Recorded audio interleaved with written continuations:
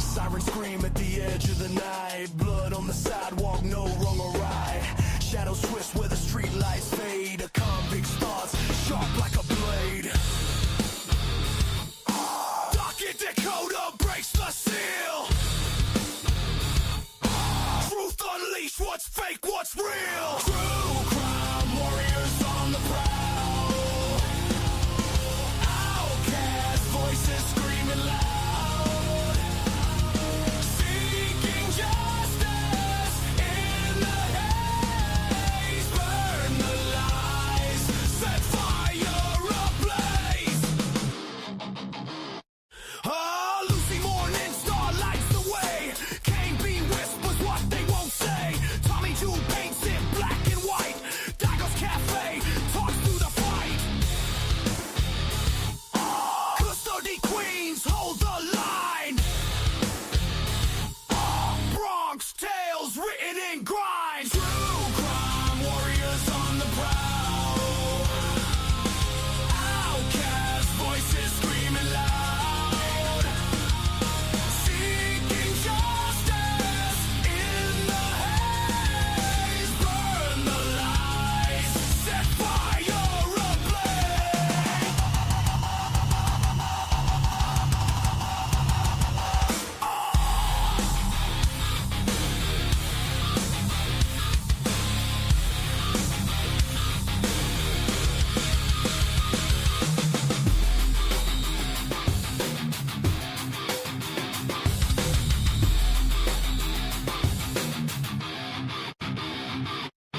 True crime warriors on the prowl.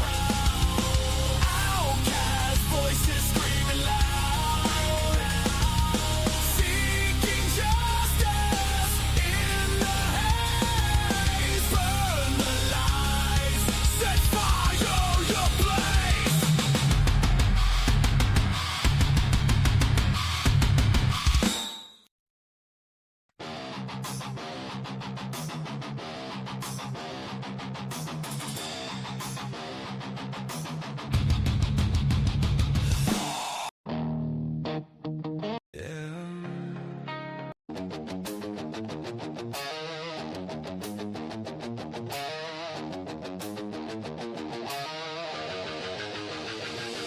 Whoa!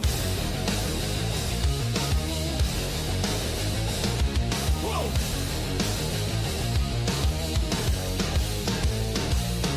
Truth ain't simple, ain't so clear. Model readers in the rear, steering the fear.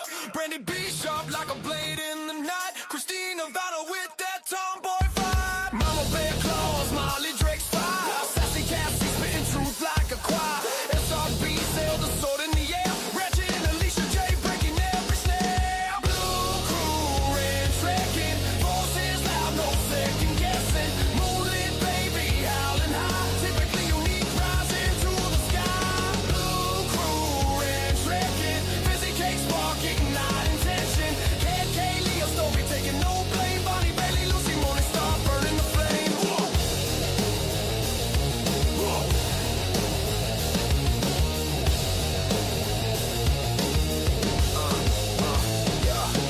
Ready for a fist in the storm. Seems I be Meg P with the heart that's warm. They don't back down, they don't fade away. Truth is the anthem they play every day.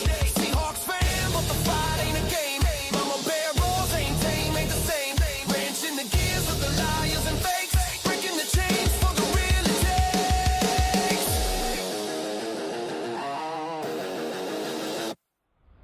Blue crew red trekking. Voices loud, no second guessing. Moonlit baby howling high. Typically unique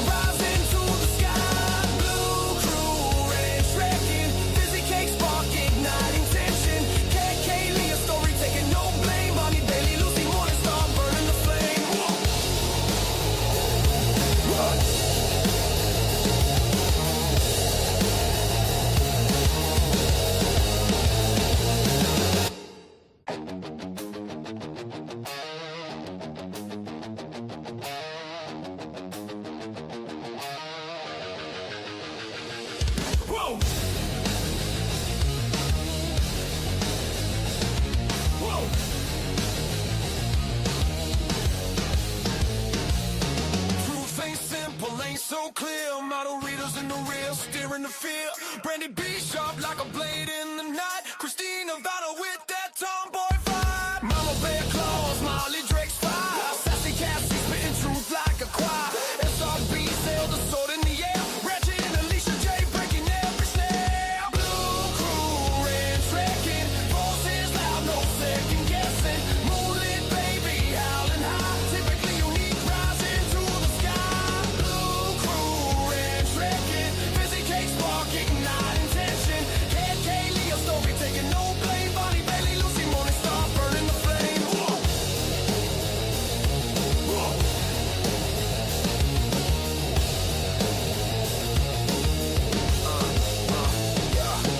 Ready for a fist in the storm. CSIB, Meg P with the heart that's warm. They don't back down, they don't fade away. Truth is the anthem they play every day. Seahawks fan, but the fight ain't a game. Mama bear roars, ain't tame, ain't the same. Wrenching the gears of the liars and fakes. Breaking the chains for the real it takes.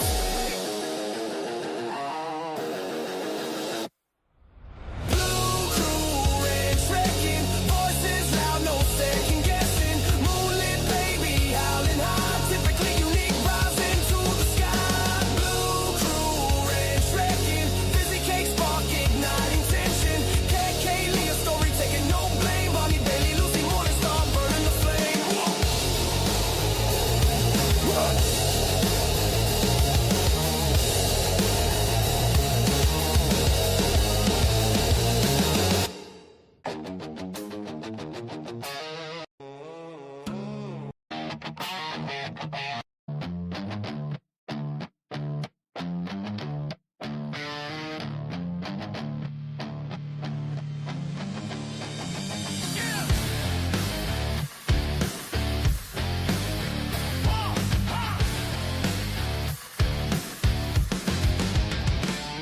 Moderators of truth in the shadows, they stand. Brandy B with a drink in hand, Christian Nevada. Seahawks ride, tomboy charm, mama bear pride.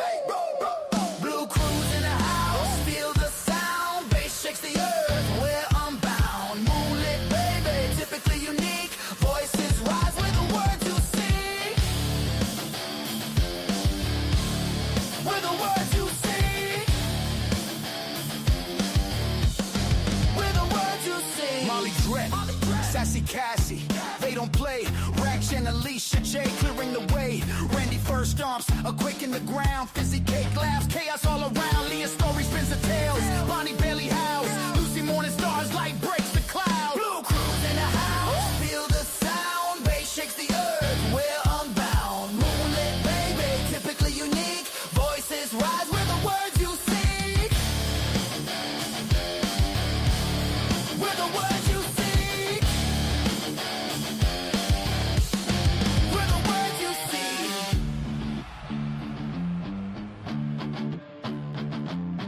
Cat K shouts, truth's our creed. SRB Zelda, hearts that bleed. Sassy Cassie sparks the flame. We're all here. Remember the name. Remember the name. Remember the name. Remember the name. Remember the name. Remember the name. Remember the name.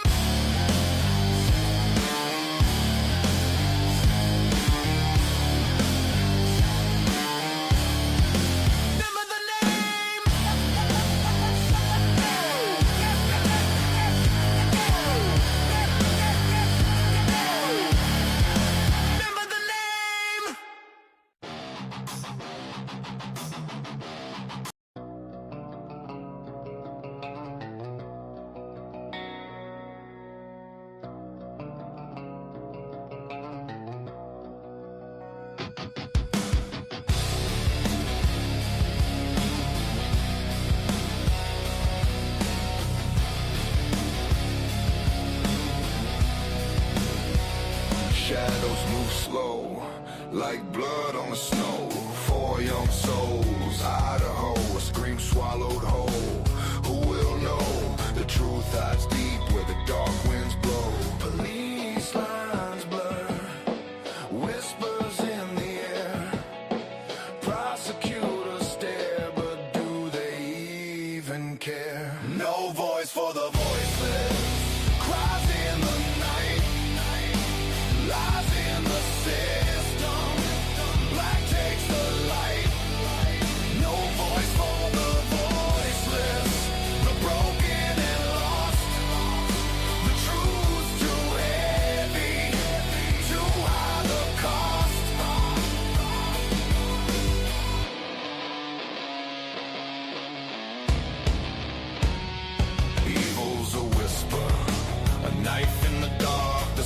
system creaks, the machine won't spark. Conspiracy hums like a vulture's mob. Broken lives, just ashes in the park. Corruption's a shadow, it devours the weak.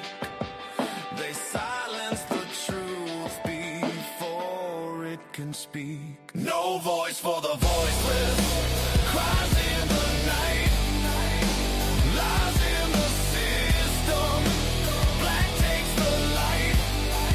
No voice for the voiceless, the broken and lost. The truth's too heavy, too high the cost.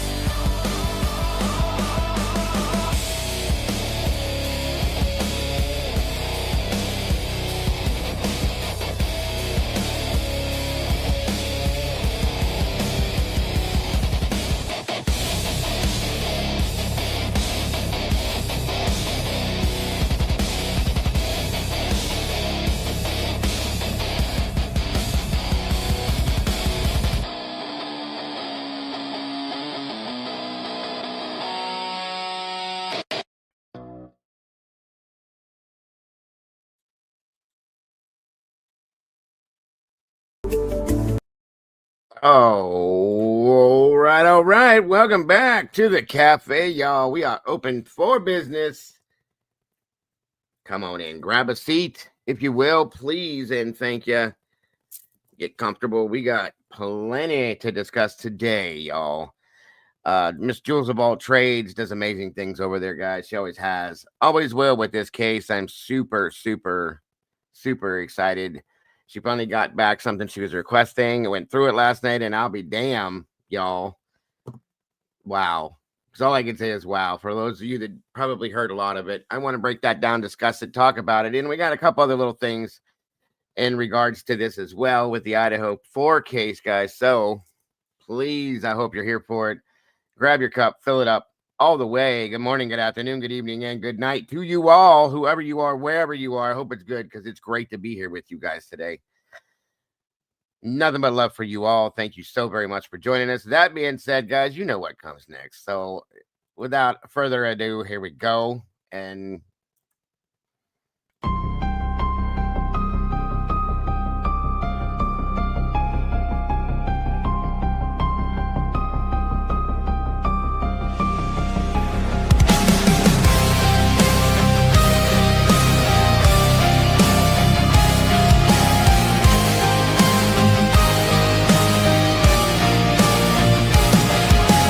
Neon lights flicker like broken halos. Whispers gather in the smoke-filled air. Tables carved with secrets and shadows. Every story's a wound laid bare. The kettle's boiling with restless rage. Justice written on an unseen page. I sip the silence, bitter taste, waiting for the ghosts to show their face. At the True Crime Cafe, we serve up the pain they try to hide away. Pour another cup of the truth you crave. Raise your glass to the names they betrayed.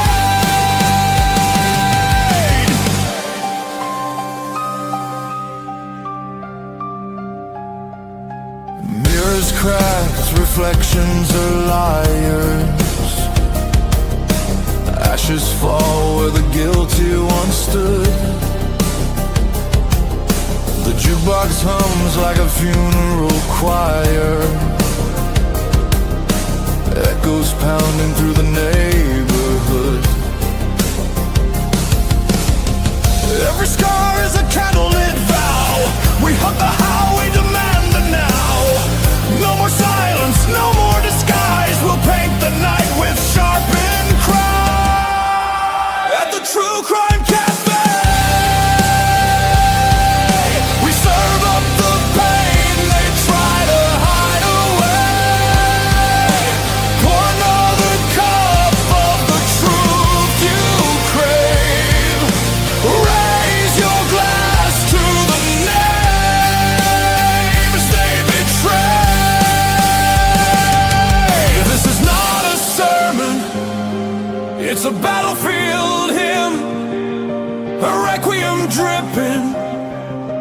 bottle's rim. The guilty write stories in invisible ink, but we'll drag it all up from the edge of the break.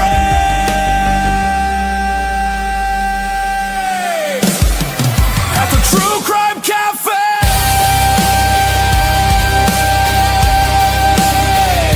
the reckoning burns like a black bouquet. Every shadow will pay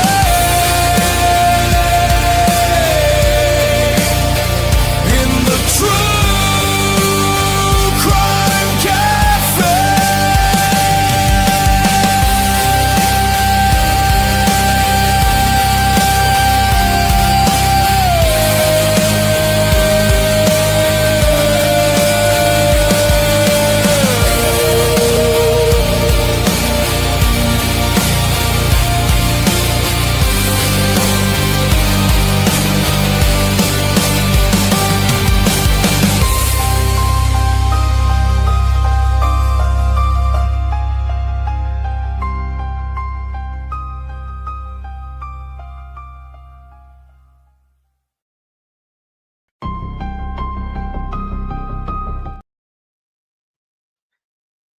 All right, all right. Welcome back, all you crazy meatballs and all you amazing and beautiful people. Thank you for joining us on this Saturday. I hope you're having a great start to your weekend today. And I hope you're staying warm because it's cold out. It's cold outside. Yes, it is. Yes, it is. Come on in. Come on in. And you have to excuse the background, guys. My grandchild lost my remote, so I cannot find it to turn it on, so you get to stare at my Roku screen. My apologies, folks. I will find it at some point. She's got all her stuff stacked up over everything, so I couldn't find it. So come on in, grab a seat, get comfortable if you will. 35 beautiful people in the house, guys. 28 likes. Let's see if we can hit that like button on the way through the door, match it up, and make this hit that algorithm, please and thank you.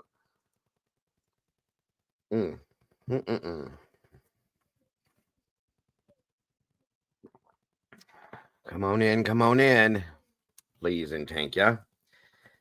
If you will, make sure you guys got a nice full hot cup if you can.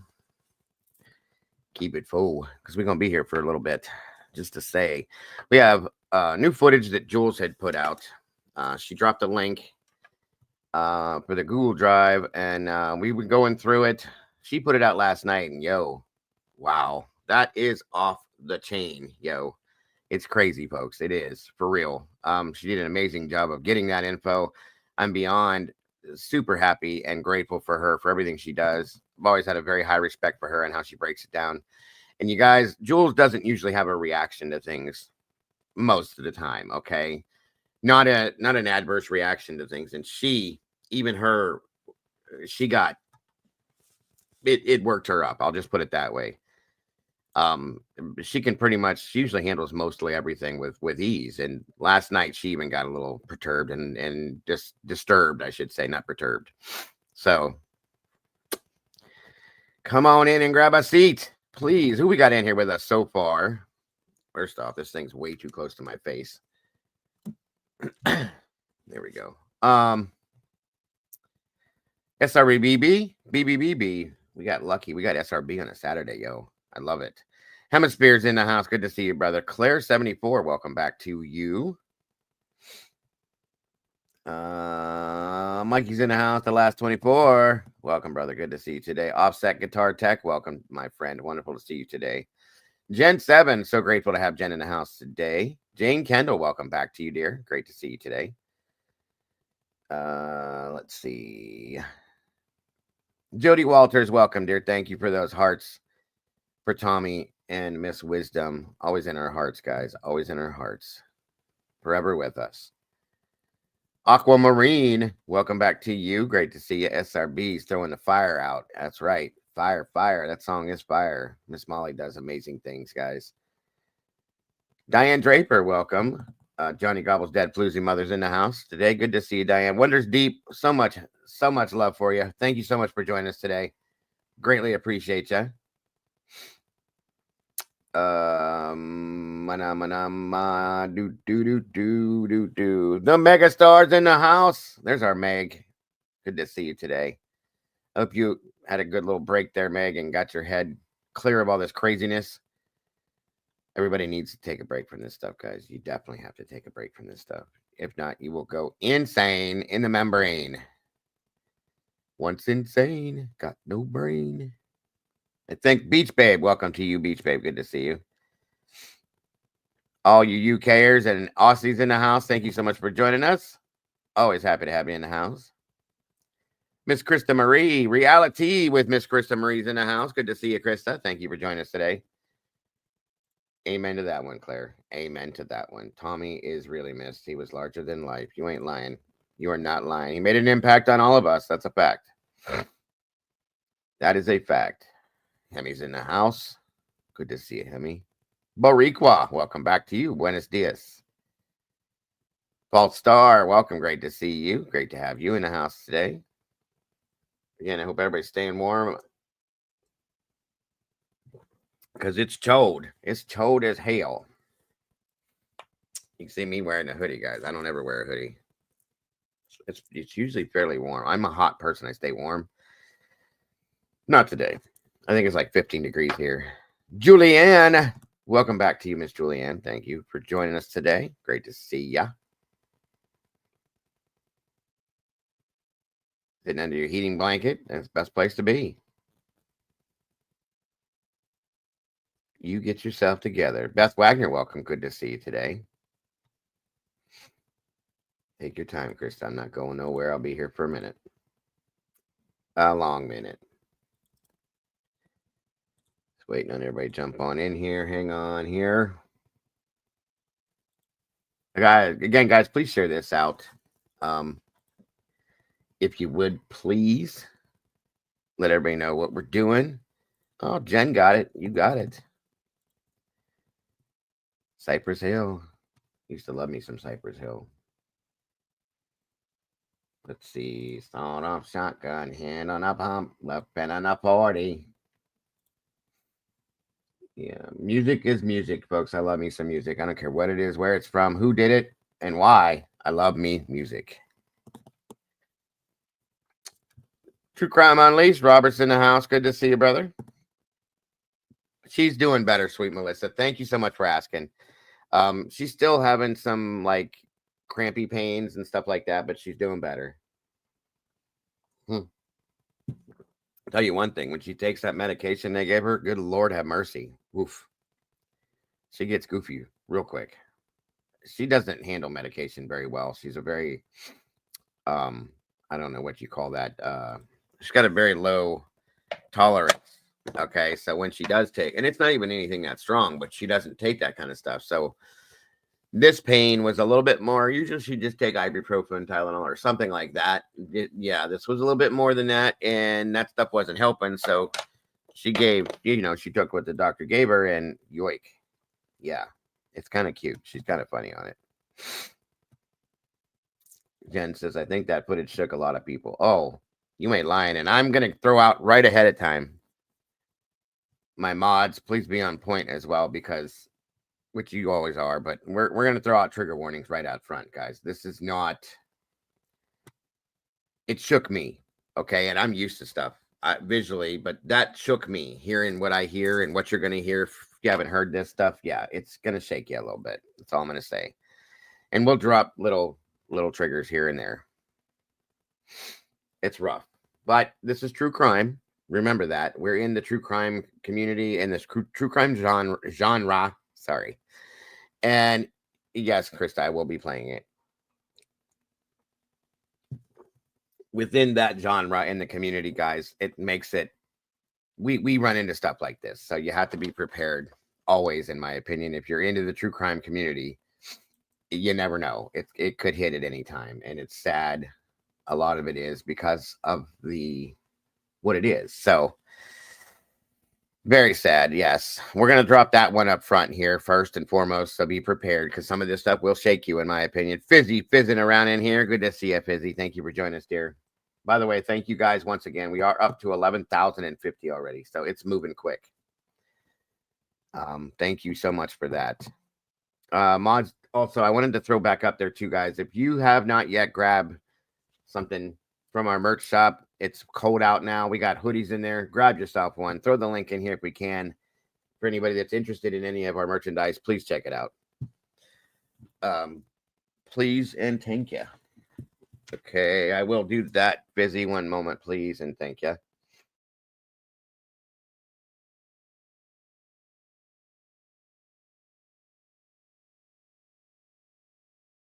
Come on in, everybody. I'll be right back. I have to grab my phone. Grab a seat, get comfortable. We're about to kick it off.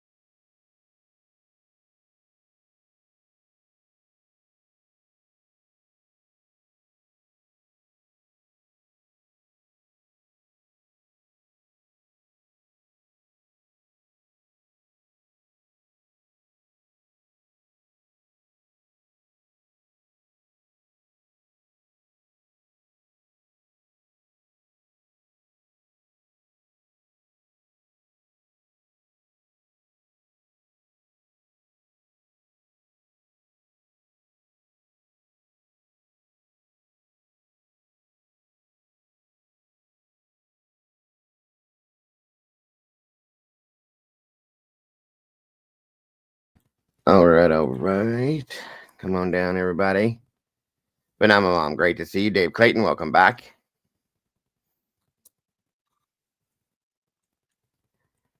Let's see. Let's see.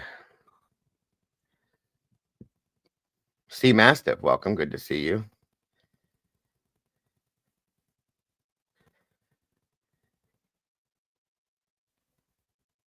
Come on in, everybody, please, and thank you. 58 peeps in the house. Make sure you guys hit that like button, please.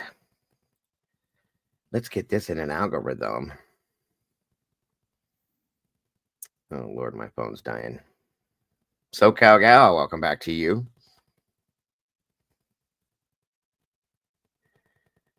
Yeah, I did, Mike. Appreciate you throwing that out there, though. I definitely did. That Brianna Aguilera situation is getting wild. The Lion's Den, welcome back to you. Come on in, everybody. Good Lord, have mercy. What's going on here? Okay. Welcome, Miss Diane. How are you today? Doc J, welcome. Good to see you. Uh, did you say it's 50 degrees where you're at? 15. Oh, 15. 50. Oh, I want to say it's 37 in Indiana. I wish it was 50. It's supposed to be 40 degrees here tomorrow. Yeah, heat wave, huh? Yeah. Absolutely. I get it. I have a question. Yes. Didn't Steve G first have all the footage like from the 1112 camera and Linda Lane?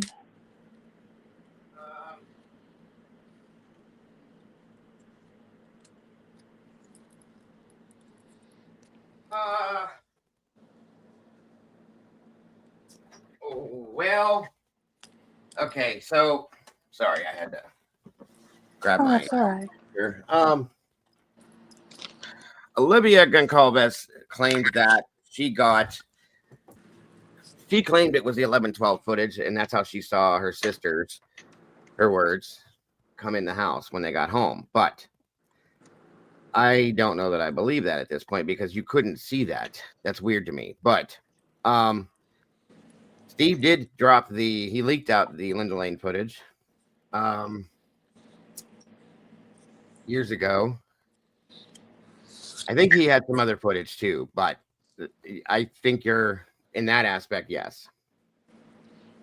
Excuse me, Beach Babe. Good to see you. Hold on, guys. I'm trying to get my phone to come on.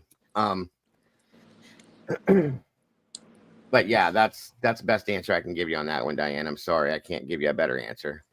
So Hey, the guys. G's have listened to Can you this hear me? footage. If they had this footage, they see that's the thing is we don't know if it's true or if it's not, Diane. That's the problem.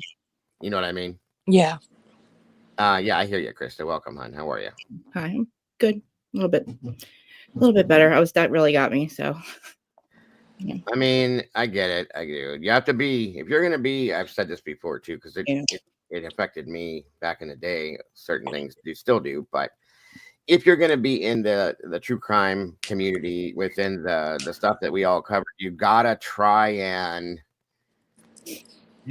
harden yourself up a little. I know it's hard because a lot of people are. I'm an emotional person myself. Yeah, I'm like you. I'm you, Diego. I am you. We have like almost the same. Like you just can't help it.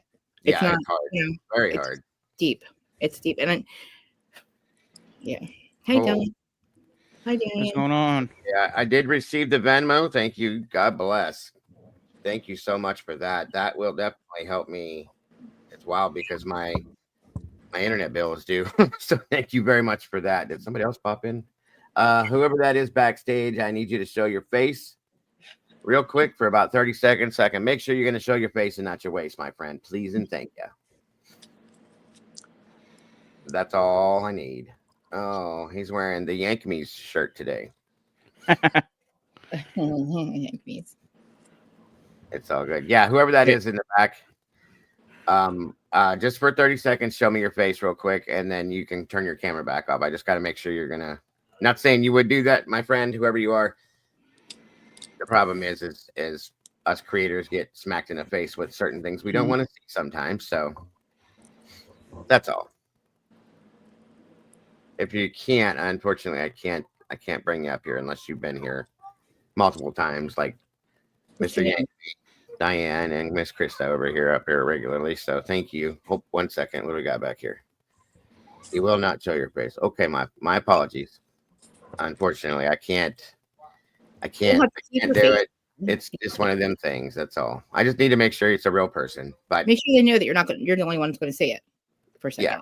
Yeah, that's it, really. My apologies. Yeah, I'm the only person that would see your face, not the rest of the world. It's just me. But I understand if you're not comfortable with it. I respect that fully. I just can't bring anybody up here without doing that just because it's just not cool. Things happen that shouldn't sometimes. Not that you would do that, but you shouldn't be blocked in the chat. You shouldn't be blocked in chat. Do you have a different name? Let me know your other name. I'll look it up. You shouldn't be blocked in chat at all. Nobody's been blocked. Except for Jeff.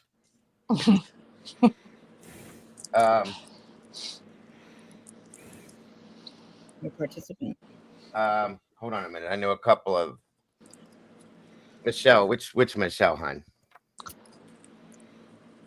Project X, is that what it is? Michelle Lee? Is it Michelle Lee? You shouldn't be blocked in the chat. Any issues we had in the past were settled, I thought. So I'm trying to see. no, I'll check into it. But okay, hold on a minute, guys.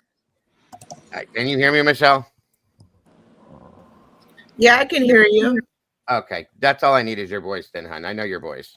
I got smacked with a couple. You know how people like to throw shit up here if you don't recognize their name. That's all. But I'm gonna go look and see why if your name's blocked, it shouldn't be because we haven't had any issues. So, but welcome. Thank you for joining us. No problem. Hey, everybody. Hey, chat. Hey, everybody. Hi. Right. Good holiday so far. I hope. Mhm. Oh, 1 minute.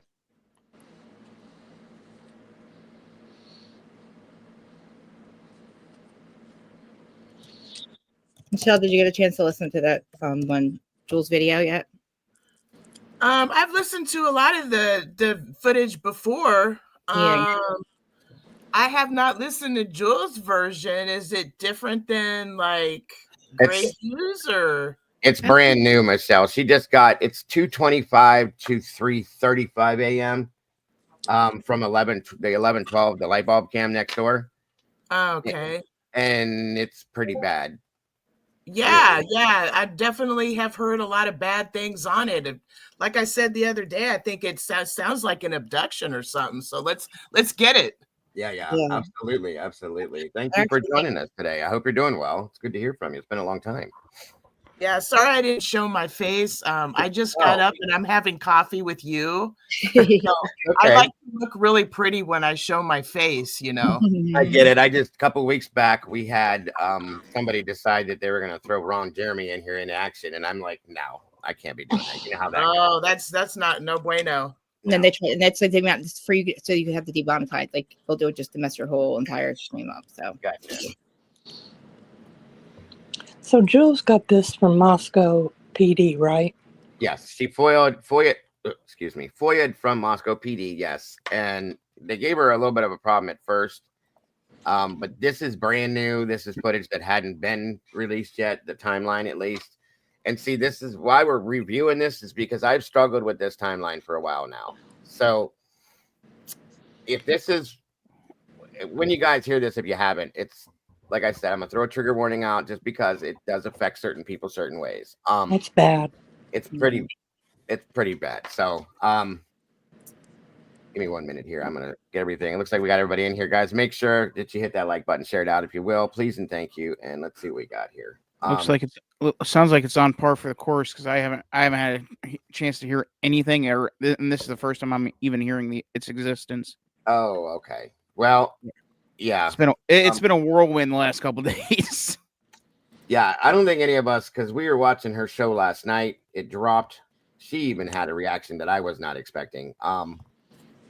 No, it's that reactive. I'll be honest with you. It was kind of shocking. I'll be serious. She doesn't react. I mean, she's pretty straightforward. And yeah, no, she doesn't. That's what I was saying. She doesn't have those kind of reactions usually, and it even got her like that. I was like, damn. I think I hear a pow pow too. Are you meaning like is she get spooked? Yeah, it actually brought her to tears, Michelle. Wow. It stood the hair up on the back of my neck. Like I said, you've been around a long time. You know, Julez don't react that way. Most of us don't because we're used to this stuff. But this one, it's pretty wild. So I'm trying to get it to load in right now. Just give me 1 second, you guys. Bear with me. I'm sorry.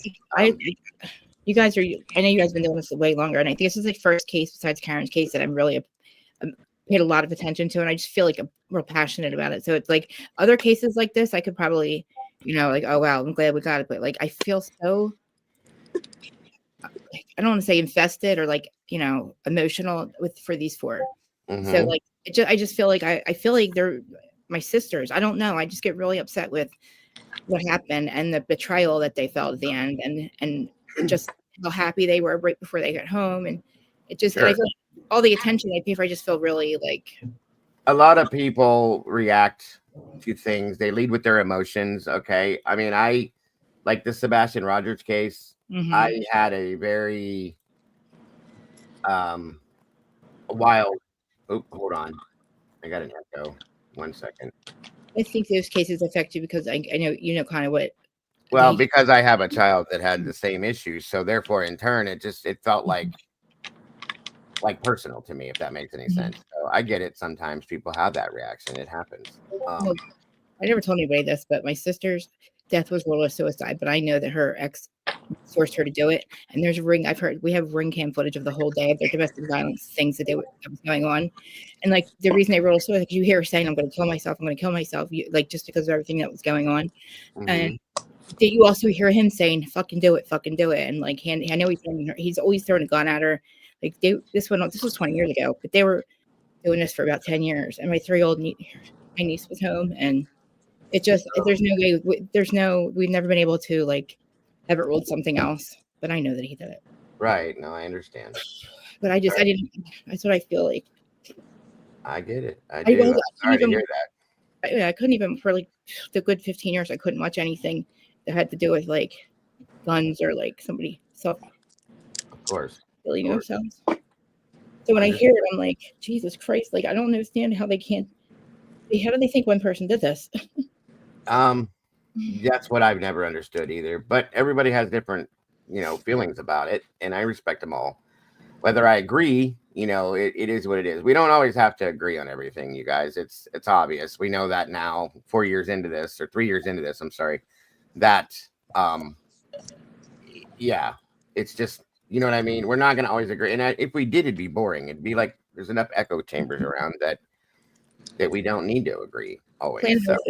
Planet Earth is not a cult. We don't have. It would be weird if we all agreed on one thing. If we all. I think it's healthy. I think it's healthy as adults to be able to hash things out and talk about opinions, because when you come down to it, we're all in it for the same thing. And what you said about this being, like you're kind of hooked on the case. Well, this is the most covered case by all true crime in the history of true crime. Like, I mean, way more than Gabby Petito. I mean, this has been going on for 3 years. This is a dynamic case. It is. And they make us wait for 3 years to get what? So we have to get everything ourselves. Are you serious? You know what I mean? That's the game they've played the whole time, Michelle. It's insane. And I have to say, I think you'll agree, because I know you've done such great work on this. I mean, you really have over the years, and you've delved in and dove in head first in this in a lot of ways, and pulled things out of this a lot of us didn't ever see and wouldn't have never seen if you wouldn't have showed it to us in some senses. So knowing that you've seen everything, I'll just put it there. And I know you followed it, obviously, because you're still following it. And the things that we were told 3 years ago relate nothing to what we know now. It's completely on the opposite end of the spectrum, in my opinion. I mean, there's some of it that's still there, but they've held back 3 years of what from us? Like you just said, to make us go have to find it and pay for it. And they're throwing, I'll give you all these files for $20,000 and do this and do that. And I think that is I think they're doing that to try to keep us from trying to get it. So. Oh yeah, because they don't want you to talk about the stories that they want to put out. That's right. The MSM. You can't believe anything they say. You can't believe the cops, in my opinion. You can't believe much of anything. And talking about you can't believe the cops, I got so much for you that is connected to this new Breonna Aguilera case. Oh yeah. I stood up the whole night the other night and did a lot of research on this case. You're gonna freak out. I mean, I had initially, like, right out of the gate, as soon as they said, it kind of like showed the parallels in my mind with a lot of the cases you've covered, I know too. But that's why I said she's a really good investigator, folks. She always has looked into things deeply and different angles that a lot of us wouldn't think of. So I can only imagine what you have, Michelle. That case is going to be another big one, in my opinion. I really feel that. Man, we got issues, folks. But let's get to this Julez footage. I'm excited about it. Let's go. Absolutely. Okay, so I'm going to tell you, it starts about right here, and you need to pay real close attention right around the 227 point we're going to hear all sorts of talking and stuff. It sounds like arguing. It needs to be cleaned up. It's very muffled. And understand, folks, for those of you that aren't familiar with this stuff, the house that they're in is right around the corner. If you walk down these stairs, make a left and walk straight back, you're going to walk right to the front door of the house. Right above that is Xana's bedroom, so on and so forth.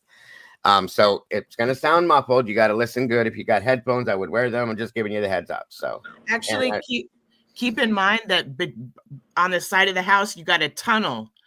It's kind of like a tunnel vacuum that goes to the back of the house, not just the front. So keep that in mind when you're listening. You're hearing stuff from the backyard and the parking lot behind there too. Check it out. Yes, she's right, because it's like a fishbowl. You know what I mean, guys? And all the sound kind of does this whole thing. It's crazy. But yeah, good point, Michelle. Very good point.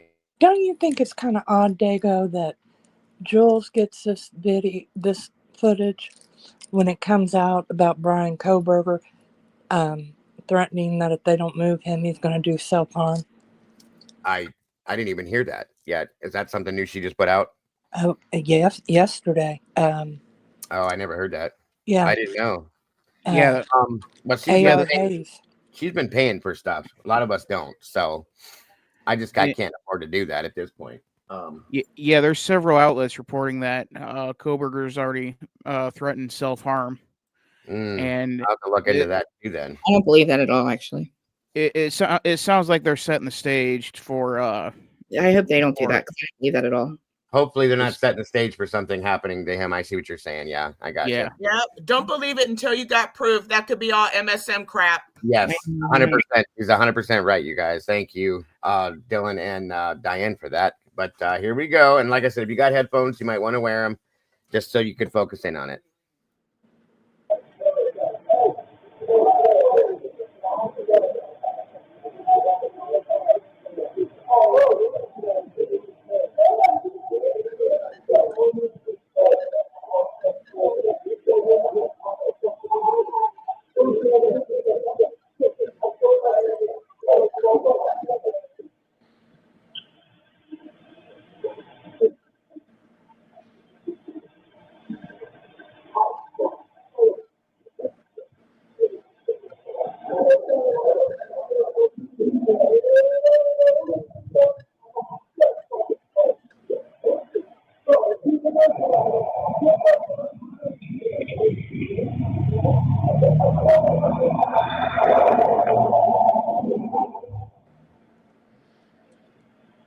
That car, Dago, that car. You see that car? Yeah, she brought that up last night. We were looking at that, trying to figure out what that might have been. Looks like the same one. What time is this? This is at 2:26:04 a.m. Yeah. Wow. Okay, that's interesting. It looks like the same one on the camera from the WSU cam behind the white car. Yes. All right. Did the UE behind it? Sorry to bother you. No bother at all.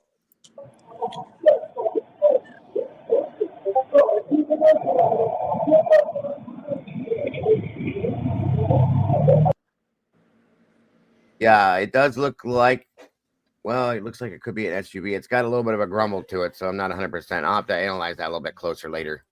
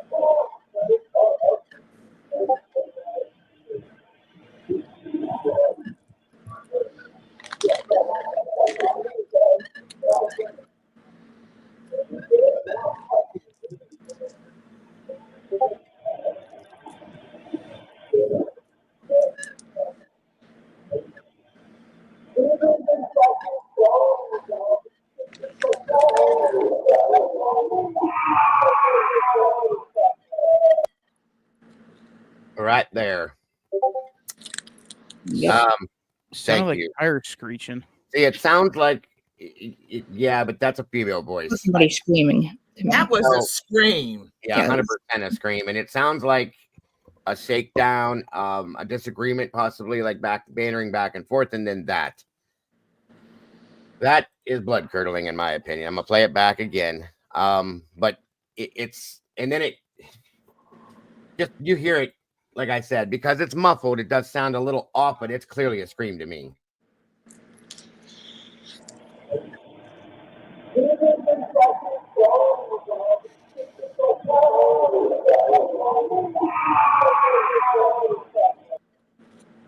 Yeah, there's no doubt in my mind. That's definitely human scream. That's a male. I think she says it's like no or something like that. And if you listen after Dylan, I see you're holding your headphones on there. If you listen to the end of the scream, it kind of sounds like there's like a whimper with it, like a cry that comes out of it at the end.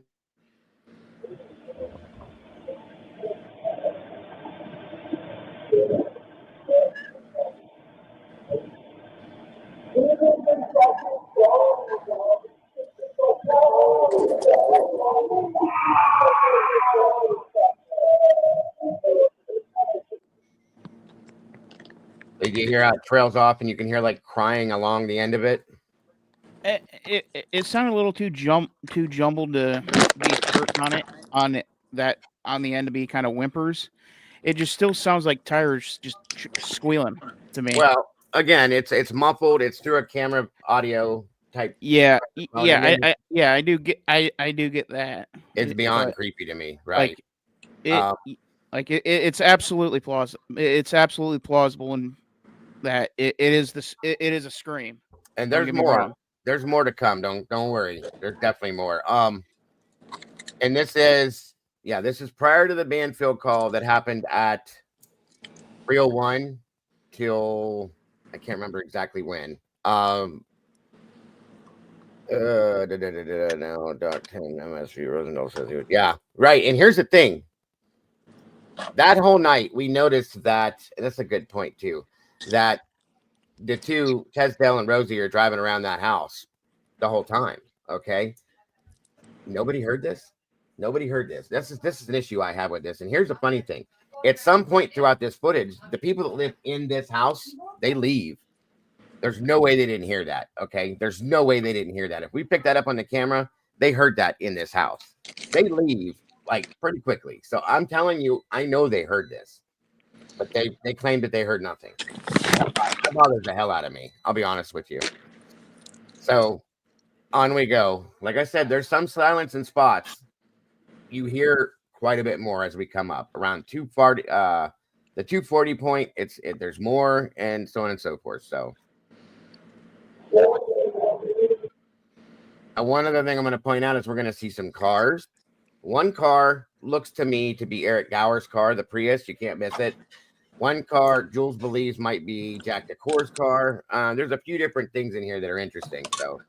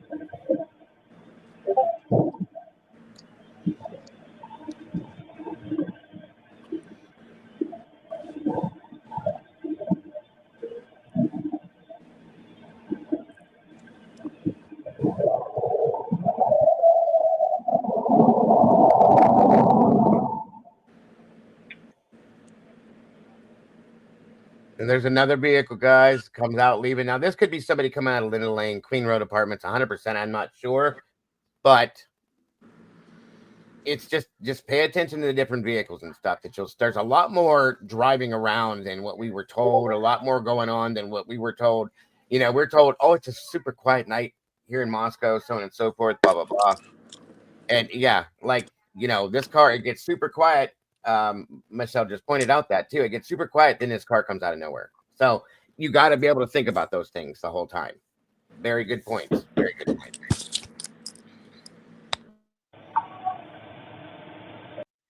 See, that looks to me like I looked at it last night. It looks like it might be one of them BMW SUVs, possibly. So just say it. I don't know for sure. Don't quote that as a fact. It's just a thought.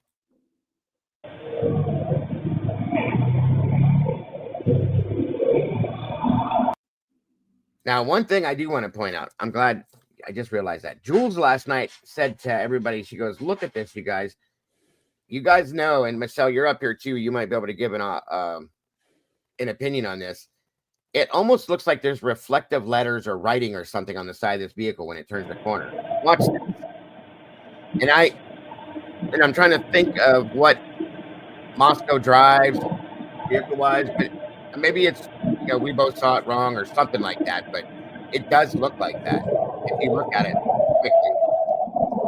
I'm going to slow it down as it turns the corner. That way you guys get a better look at it. But it did maybe, I was like, damn, that does kind of look like that. It was kind of wild.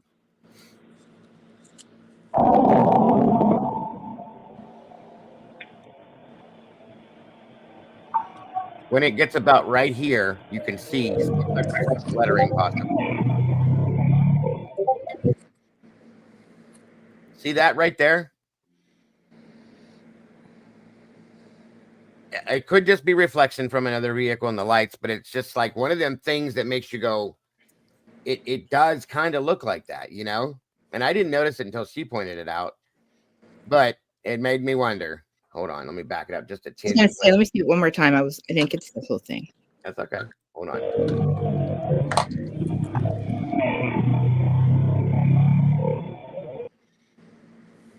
See it? Like I said, it could just be the lights reflecting, but it does resemble. It looks like it was in the driveway, or the one we hear for 30. Yeah, right? It does kind of look like MPD's black SUV or blue, whatever dark blue it is. That looks like the reflective strip you'd see on the side of the vehicle. It's kind of weird, but just saying. It looks like they're putting kind of more of a light on it too, though. And it could be that. It could be that. It is very definitely an eerie situation to think about. They should. Yeah, go ahead. I'm sorry. Because remember how they messed with the other footage? How they put the light over it where you couldn't really see. Oh, I know. They've tampered with so much stuff in here. It's hard to believe anything. I agree. Yeah, it just looked like the light reflecting. And it could be. Yeah. Because if it was like actual something like a company vehicle or even a police car, you'd see that light kind of come down by the door too. Well, I think we just saw more on the vehicle itself, like a rooftop light bar, something like that, possibly more. I just said it does resemble the way the light hits it. It's kind of weird. That's all.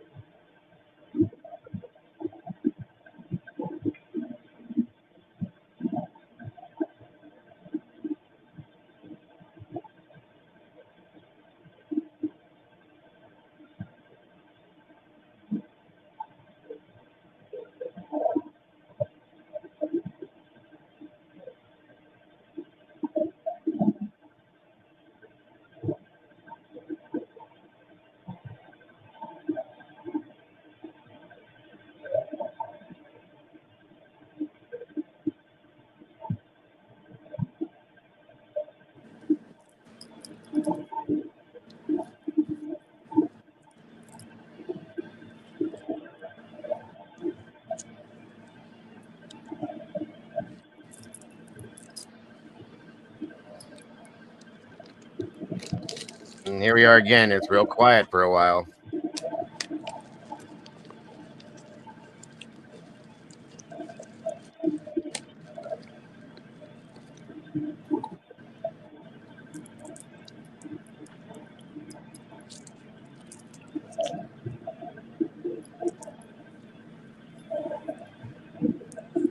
Is that crackling coming from the video, or is it coming from? I don't even hear it. I'm muted, but I'm typing. But you can't hear it in the back, right? You can't hear No. me. No. No, it kind of it. Oh, here we go. There's more talking now.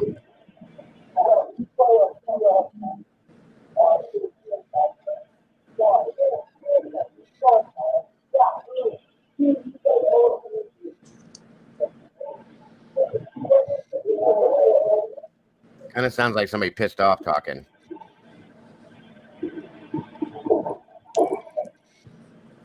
And I can't pull closed caption on this because it doesn't offer it.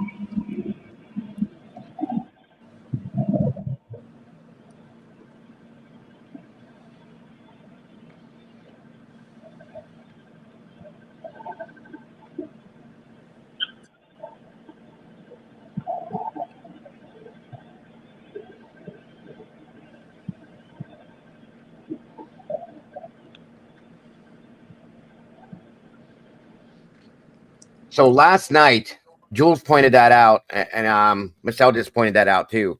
That it sounds like a slider opening, whether it's the back slider, because like Michelle said earlier, it's like a fishbowl, like a tunnel sound, okay, that comes from that side of the house because that's all enclosed around the corner there. So we may be picking up sound from either the top deck where that slider is in Kaylee's room or the slider in the back too. It does sound like a slider. Jules said it. I agreed with her. So 100%, guys, it could definitely be a slider.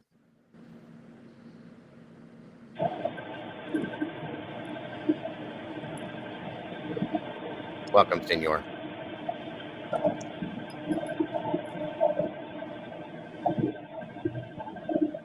The slider sound was 233. I can't remember exactly the seconds, but 233.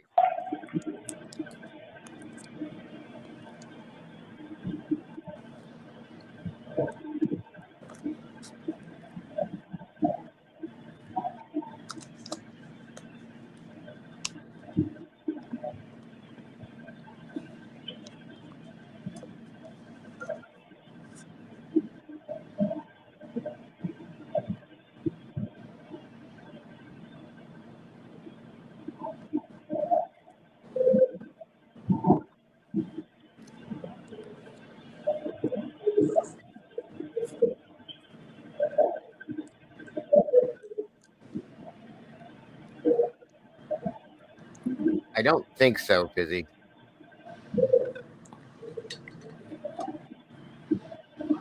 That would be a no.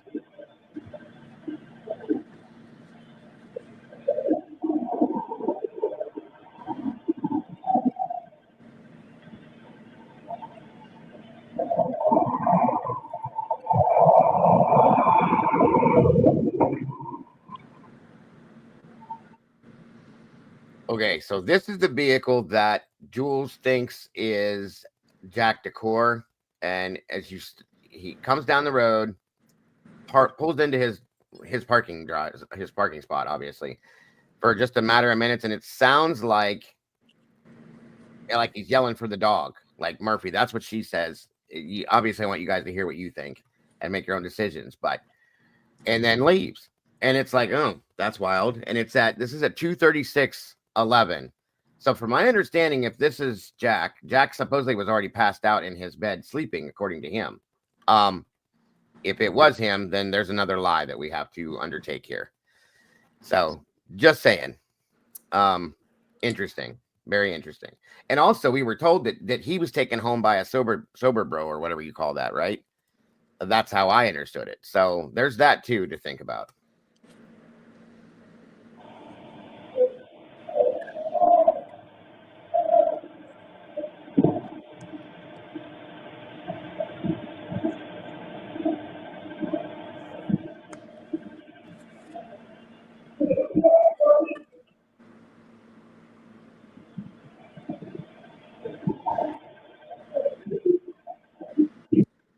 I'm going to play that back for you guys to hear again.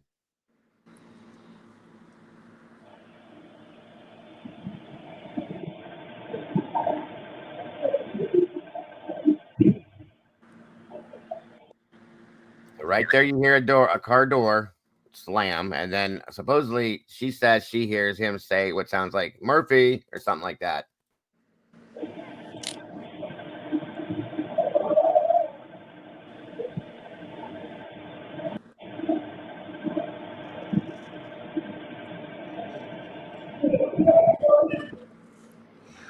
Come here, Murphy. Yeah, that's what I heard.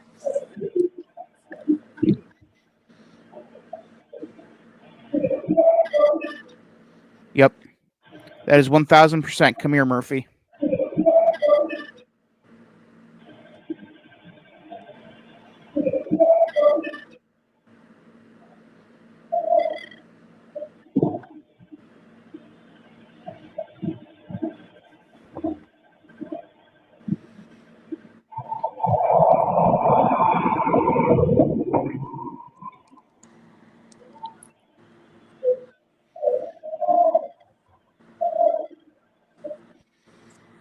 Now, surprisingly enough, you guys, at some point, what looks to be Gower's Prius comes up this road, pulls in here, backs up right over here to this house, and two people come walking out of the damn backyard. They get in the car, off they go. And I'm like, where in the hell did these people come from? So this video is all like wild as hell. I'm telling you, there's a lot of little things in here that absolutely need to be paid attention to, in my opinion.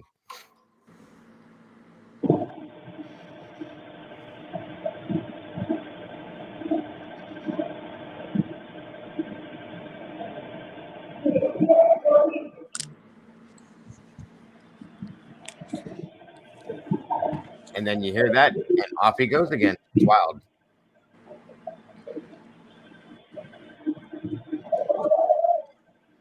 Does Ann Taylor have this footage?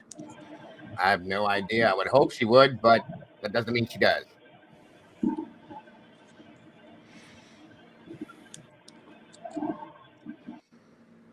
Yeah. Yes. See, to me, it sounds like that too. Let's go, Murphy. You know what I mean? But I'm going to tell you something else coming up here, guys. At some point, you hear from behind 1112, which would be 1122, what sounds like a female here coming up calling for Murphy shortly after this happens. And then what sounds to me like a door slamming. I don't know. Other people have said other things, but it sounds like it's clearly Murphy. Like she just opened the door and said, Murphy, you know, like all friendly and everything. And then you hear a bang, like the door slammed or something. It's wild. That is confirmed. They said it. Somebody said, "Let's go, Murphy." Yep. See, it's loud and clear. 100%. And like I said, if I could pull the closed caption on this, I'm sure that's what we'd see. Outcast is really, really working on cleaning this up, from my understanding. So hopefully he'll put a version out that we'll be able to hear better. But that, to me, you're saying it, Michelle. I said it. 2 or 3 other people in here said the same thing. Julez said it last night, so I think we're all on point with that. That's exactly what they're saying. That's what you need. You need to have multiple confirmations. We're hearing the same thing. That's all we need. Yes, absolutely. That sounds to me like a male voice saying, "Come here, Murphy," or one of the two. But yeah, let's go or come here, Murphy. It's definitely a male voice. And then the car leaves. So it's like he came. Like it's almost like if this is Jack, this is what gets me. Jack told us he was at home in bed by 1:30. He got brought home by a sober bro, whatever it was. him and his roommates got dropped off. I think that's the time. Don't quote me because it's been a minute, but he's passed out to the point where he didn't get the phone calls from Kaylee and Maddie. He didn't get the 17-minute Zoom call, whatever the hell that was. But if this is him driving up the road, where the hell was he? You're calling for your dog, and then you take off again. And again, Michelle, you weren't here when we talked about this before, but I've got a lot of issues with distancing this night. A lot of people seem to be distancing themselves from Kaylee and or the situation, if you look at it that way, the whole night. People that are normally around them are not. People that would be at their call, per se, that would come or would answer or would be involved, they're not. Which tells me people knew something was coming. Yeah, that's obvious. Yeah. I mean, Hunter Johnson called Kaylee Kylie. Yeah, that's a big joke. Twice. I think he did it twice, actually. Pretending like he doesn't know who she is, which kills me. Yeah. And then you know what else? How come a lot of other people say they didn't really know Kaylee, but they knew Maddie more? Yeah, that's another big point too. Yeah. Jack Showalter, Hunter, the girls. Yes. Tons of people are saying this. And if these two are so close, how is that even possible? I want to know that. So, and they live in the same house. That's the other problem. So, yeah, another big issue. Agreed, Michelle. And then you have Dylan Mortensen calling Ethan Chapin, Chopin, or the names, the way that they absolutely butchering the name. It's like, yeah, they butcher the names left and right. That's very true. And then all of a sudden you can't spell Kernodle, and then all of a sudden she can't spell Kernodle as well. Yeah, right. Like, yeah, so we're at 2:36, and if you guys have notepads, I would take down the times that you hear certain things. That way, if any one of us misses something, you can point it out, or vice versa. So can I ask you something? Please do.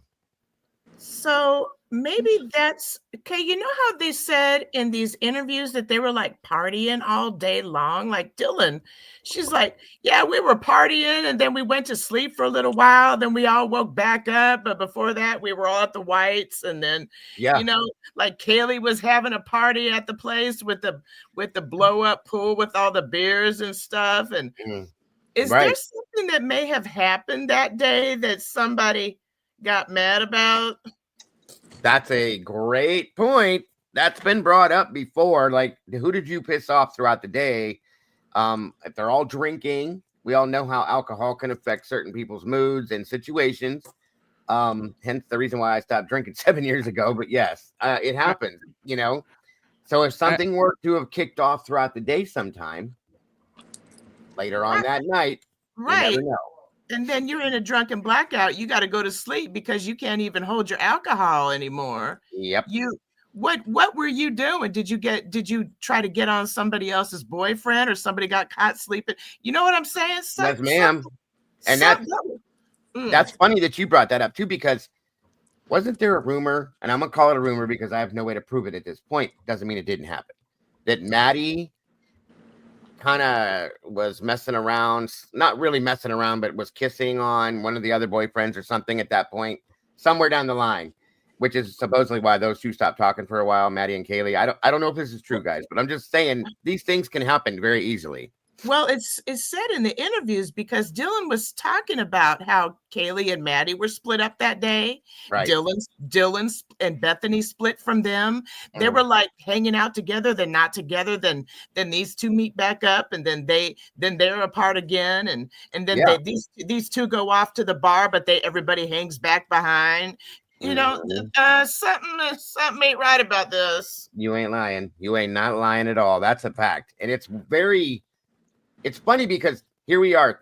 This is December 6th of 2025, folks. 3 years, okay?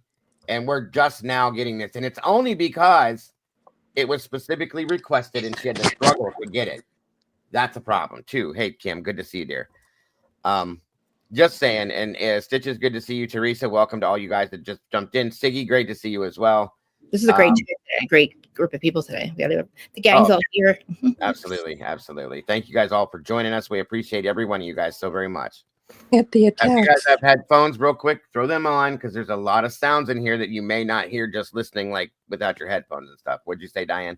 If the attacks took place, let's say at 2:25, 2:27, That was not Maddie or Kaylee.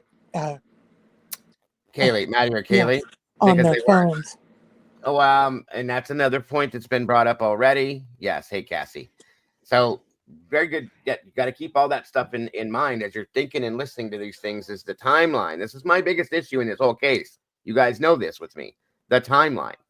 I don't think we've ever been given the true to life timeline. And again, this makes you wonder that whole statement made by Stacy Chapin, 2 a.m. is a dark hour. This takes you back to that one more time. What The did she coroner know? said 2 a.m. Yeah. Oh my God. Oh Uh-huh. my God. You're right, Dago. I'm just saying, guys, it's something we've been pointing out time and time again, and now this is happening. Are we It makes able me wonder, is this the real timeline, maybe? Oh my God. And I swear I hear Ethan. He's the one that's like, no, and during the shakedown. Yeah, And that brings it back to Stacy Chapin. What she said, you're so right. remember the footage of screaming on Linda Lane? Is that match this same time or no? I'm gonna have to go listen to it again. Just but thinking. Once again, I gotta weigh that back out. There's too much of this, and I will. Right. But right now, Yeah, I'm trying to pick up. I'm taking notes on what's said, what time, what we hear. Like Michelle's pointing out Ethan's voice because it does have a very close resemblance to him. Again, the whole 2 o'clock is a dark hour thing is just haunting me right now, you guys. It really, truly is, because we were told, because of the Othram connection, the Othram relationship, and I'm going to say financially, the Chapins probably did get information earlier on, and they even claimed that she did. She's not out here running her mouth. She's not out here saying things to the world like certain other families are, and blowing up to the world. So of course they're going to trust in her in some aspect, and of course she's probably. Is there a call that they never logged or something? Because look, they said that they were patrolling around this King Road house, and this is before when everybody ends up on Banfield at 253. So what I'm saying, if Stacy Chapin's saying the darkest hour, what does she know? And is did somebody erase some kind of a call that was somebody got concerned about noise that they were hearing or something? That's a very plausible thing. And I actually wondered that about the whole night, Michelle, because we hear a dog barking for 45 minutes in audio. Okay. The noise complaints that we have seen on body cam from this neighborhood, there's people in this neighborhood that don't like that noise. Okay. So you're going to allow a dog to bark 45 minutes without calling PD and saying, hey, I'm trying to sleep here, and this dog's been barking for 45 minutes incessantly. What are you guys going to do about it? Well, you know, that Lana has the proof of the guy that, you know, the football player, he couldn't sleep. Remember, she got that footage, and he's complaining about, well, this and that, and I hear noise all the time, and blah blah. Oh my God! Yeah, there's a dog. Like one of the puzzle pieces. Oh, I'm sorry. You're good. Go ahead. There's a dog that Devil's Advocate, when he went there and was walking around with his wife. Yeah. Right behind where 1122 was. Well, that's the guy. That's the guy Michelle's talking about, that says he took his dog for a walk in that back area and then goes back to bed. I guess I can't remember the exact time. Lana had this, okay? And then supposedly in the report or something like that says that he thinks somebody knocks on his window shortly after he goes back in bed after walking his dog, so on and so forth. So, yeah, it's all there. It's all there. Like I said, what we do is what we're doing, guys, is we take these pieces that are these puzzle pieces that are spread out all over the place. We may have some together, but we don't have them all. And little by little, we're able to fit these pieces back in now. So, Dago, my granddaughter just came over. I gotta jump down, but I will be listening. Well, you go enjoy, Michelle. Best time in the world is with your grandkids. Please have a great time, and I appreciate you joining us. Have a great rest of your day, and I appreciate you being here. It's Diane. Or Diane. Did I call you Jules? I think I called you Jules too, didn't I? I called you Jules. What did I call you? Michelle. Oh, I'm sorry. I just said Michelle's name. That's why. But thank you, Diane. Hey, Diane, thank you for coming up. Yes, very much so. Bye, Seems like nobody is as who they say they is. Bye-bye. Yeah. So I was changing names too. Well, no, they've already started false start. Okay, according to the documents, reports, and everything we're told, by this time they're already making phone calls to Jack DeCour, supposedly. and or that 17-minute Zoom call, whatever it is. They go from 224, I believe, to 256, I think. And then that's shortly thereafter is when Kaylee's phone goes completely dead, supposedly. There's no more activity at all. So for the phone call stuff. Wait, what time was the last activity from Kaylee's phone? I think it was, don't quote me because I don't have it in front of me, but I thought it was 256. Okay. Because so, I do remember with Kaylee's phone, they were the police were having issues getting into it. Oh yeah, so that part of it. That is going to be, I think that's your key there, because there was activity from Maddie's phone afterwards, and I think there was definitely some from Xana and Ethan's. Maddie, according to them, Maddie and Kaylee both were making calls to Jack that night, trying to get his attention for something. And then the last call that I remember hearing was until Kaylee's phone, the activity on her phone was done. I think it was 256, you guys. I don't have exact on that one right now because it's not in front of me, like I said. 226 to 252. Thank you, Dave. That's the timeline right there. So we're right in that midst right now, and we're still hearing little things here and there. There's going to be more to come, so I'm just saying, if you put that all together in your head. Yeah, and then we also have the Banfield stuff coming up that's going on at the same time as the fact that we have Rosenthal and Tesdale driving in circles around this area patrolling.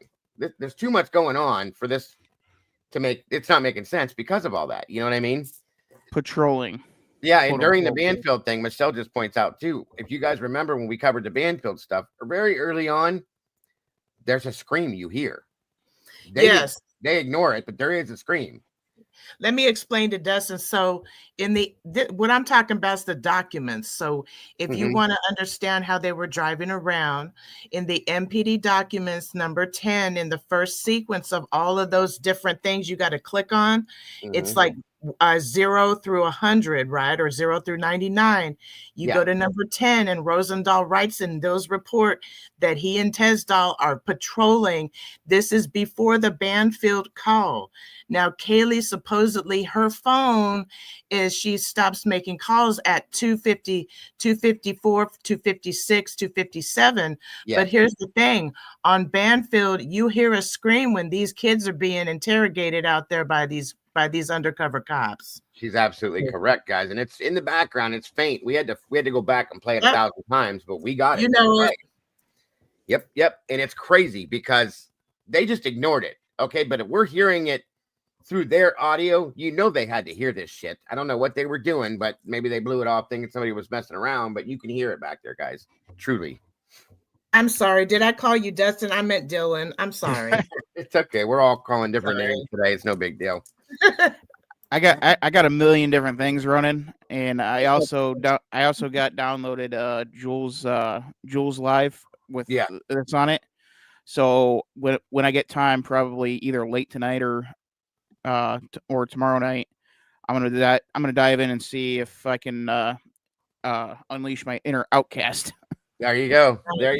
I same thing. You got people in the chat just real quick. You got people in the chat. Yes, somebody did glance that way. You're correct. At Real Tea with Christy Marie. And it's faint in the footage. Yes, you're correct. You got it. You got it, sister. You're on point. I was like, oh wait, they glanced over there. But like the thing too is why you see somebody that doesn't have alcohol in their hands, but then you hear a scream. Like, why wouldn't you that trigger something? And you're like, okay, well, what are they doing then? Well, it's either that or they did it. And I don't like rabbit holes. You guys know that I'm not the conspiracy theorist, but in this case, what other choices do we have? It's either they heard it, it ignored it, or they were supposed to ignore it. I'll put it that way. I'm not saying that's what it was, but you know what I mean? One of them things. That's all it is. I just feel like this footage should be more clear. Like 20 years ago, you could, the kind of cameras they had, you could hear and see so much better. I don't think they want us to hear that much, Kristen. I know. I think they messed this up. I don't know. People, they should understand. Like, that's not what Ring. I don't know if this is Ring, but that's not. It's a light bulb cam. Yeah. Yeah, light bulb cam. Yeah. I'm like, we should be able to hear this more clearly. Right. No, I agree. And we will at some point. Somebody will make it work. So. Yeah, that's right. They can do that. I forgot.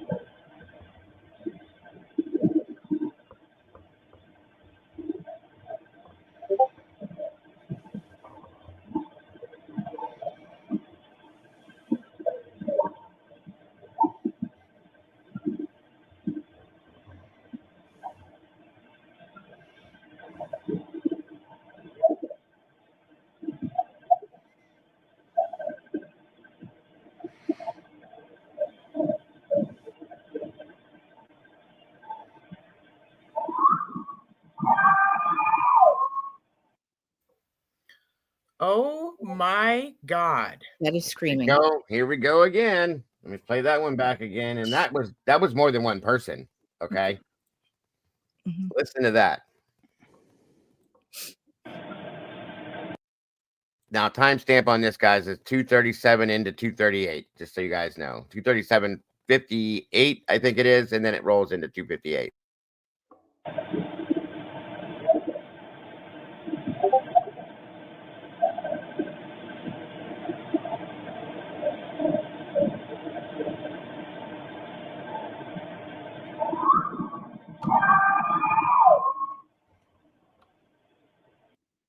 That sounds a little like, I don't know. Doesn't it sound like it goes up and like the pitch goes up a little bit, like a That's scream? why it sounded like it was two people, maybe. I don't know. It could just be what you said too. We'll see. It sounded like multiple people, but I didn't get that blood curdling scream type. It was just more of like a football game scream, right? Yeah. You know, yeah, like an excited. Yes. But that's not a football scream. I know. I don't think so either. But I mean, that's two girls. It sounds like two. It sounds like it was like it was like an excited scream. That's what it sounded like. It sounded to me like something happened to one of the girls, and the other one was screaming. Or or walked in onto something that scared the shit out of them. Yeah, oh my God. With the listen, can we listen to it one more time? Oh yeah, I'm gonna play it back a couple times to make sure we get it clear.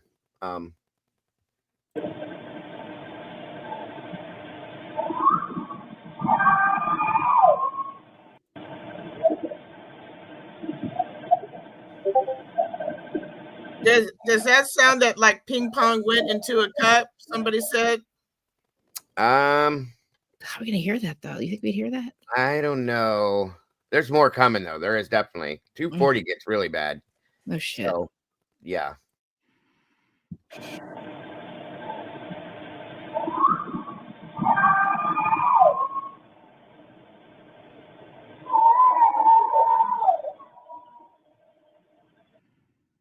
It almost sounds like somebody saying no. Like no. Okay. Yes. That's what I mean. Let me slow it down just for a minute here. No. Yeah. Let's see if that changes it.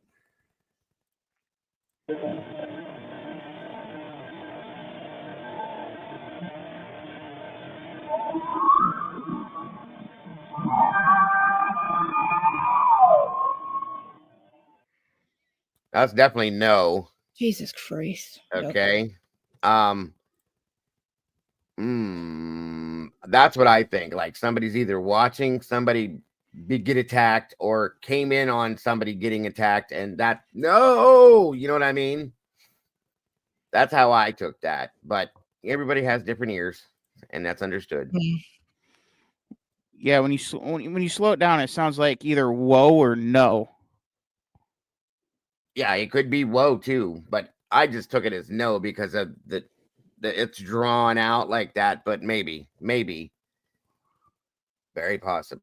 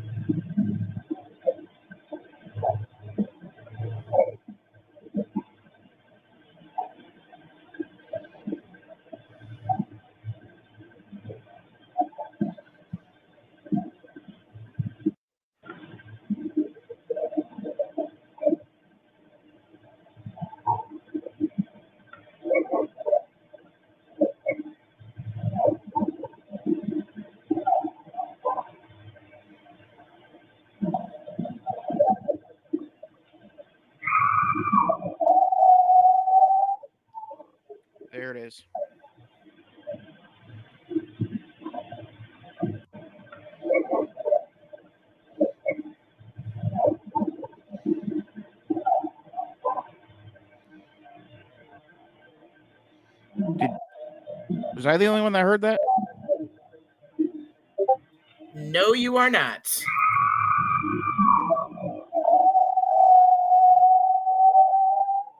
It sounds like they're making fun of them screaming. It sounds like they're screaming. That's crying. That's like crying too. That goes on the end. I slowed it down again. That there was that scream that was loud, and then it sounds like there's crying behind it.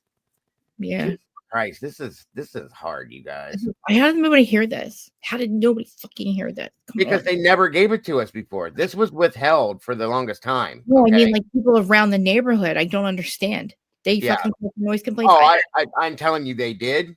Yeah. I think this whole neighborhood has a fear of the truth in this situation because they know who is involved. Okay, and there's a fear of that.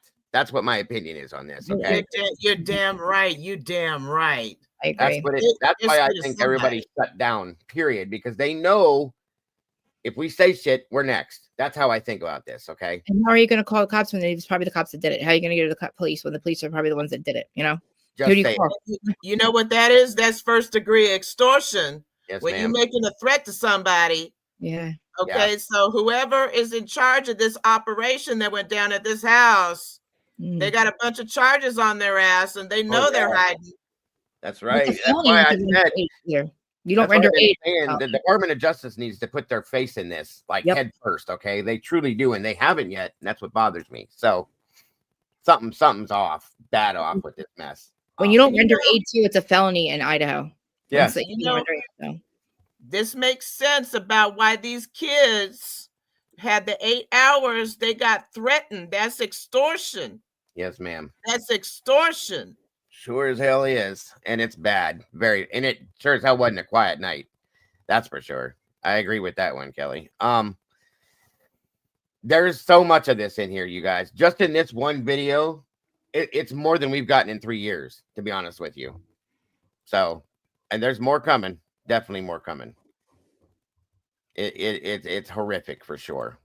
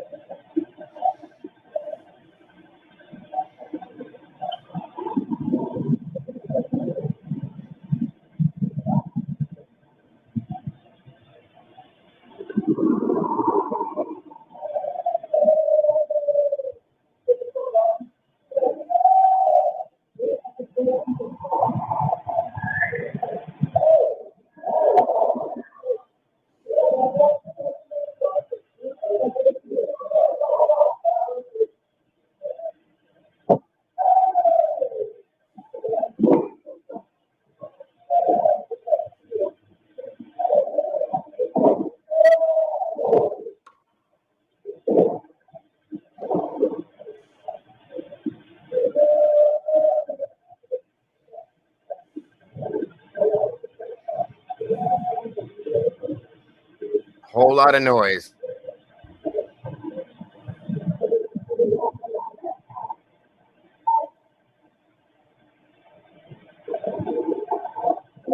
Diego, I gotta say something. Yes, ma'am. That whole scene of noise right there. Mm-hmm. And these cops that were patrolling, I swear to God, I feel it in my damn bones. Somebody made a call that they're leaving out. That's why they were there. Something is not right about this. I'm sorry, but I can agree with you because we know Molly went and found 3 years ago. We were going through the call logs. Okay. One, we all know they don't take reports on shit. That's number one thing. But absolutely. Why? How easy would it be to pull something or not even record something in the call log? It had to. It had to be. What kind of party has that kind of screaming? That's not a ping pong cup scream. That's not a game. That's terror, in my opinion. This is a terror, like an ambush shakedown type of situation where they're making other people watch other people getting it, you know? And I'm starting to wonder too, you guys, if these people were in the house under a different circumstance at first, okay, and then shit kicks off and it gets real bad, is what I'm saying. Like, you know, either somebody followed, maybe somebody came home with Xana and Ethan in one circumstance and it turned ugly, and just things start kicking off left and right. She's right though. That's what it sounds like. Like they're standing there as they're torturing somebody else. You know what I mean? I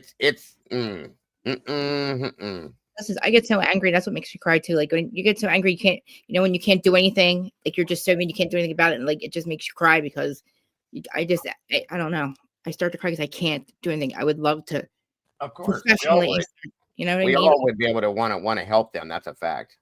Well, I want to ask her questions. I want to know where is Dylan and Bethany? I have questions, but I know I'll end up getting kicked off this platform if I do. Like, I want to just, it's really hard for me not to fucking look for her platform.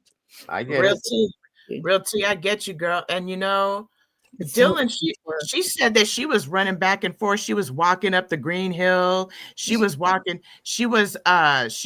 to the lodge. The lodge is at 733 Taylor, right around the corner from this house. Right. I don't know how somebody could hear all this and then 3 days later be, I didn't know if it was real. You know, the crazy shit is at some point, the people that live in this house that we're sitting here staring at right now, they leave, and they leave like out the door they go, get in the car, and they're gone. And I know they're left. Yep. They got out of Dodge because they heard this. They had to have heard this, and they said, "I'm out. I don't want to be involved in this. We're out." Yep. And that's it. That's why their story don't make no damn sense. Exactly. Remember this too, guys. If you remember in the report, I think it was MPD reports, they got a hold of the 1112 cam, the light bulb cam, and then they had issues for 17 days getting the video footage out of this. They claim in this report. And toward the point where they had to get, I can't remember her name in the report, because their redaction is a joke in Moscow, but they had to contact her and have her send it to them, is what they said in the report. I don't believe this now. That's bullshit. They had this shit and we're playing with this. Christy put out a video showing that this footage was tampered with because she lined up two videos, folks, that didn't see this. She lined up two videos side by side that were completely different times, and they were absolutely fucking identical. Even the lights hitting the house over here. Remember, like Birdie just did? He showed how it looked like them was the same. They're showing the same passes. Yeah, like, it's on a loop. Basically, it's on a loop. Like what the hell? And it's not even Brian's car. Like, okay, let me explain something that I think about that looping about this car. Yeah. Mm-hmm.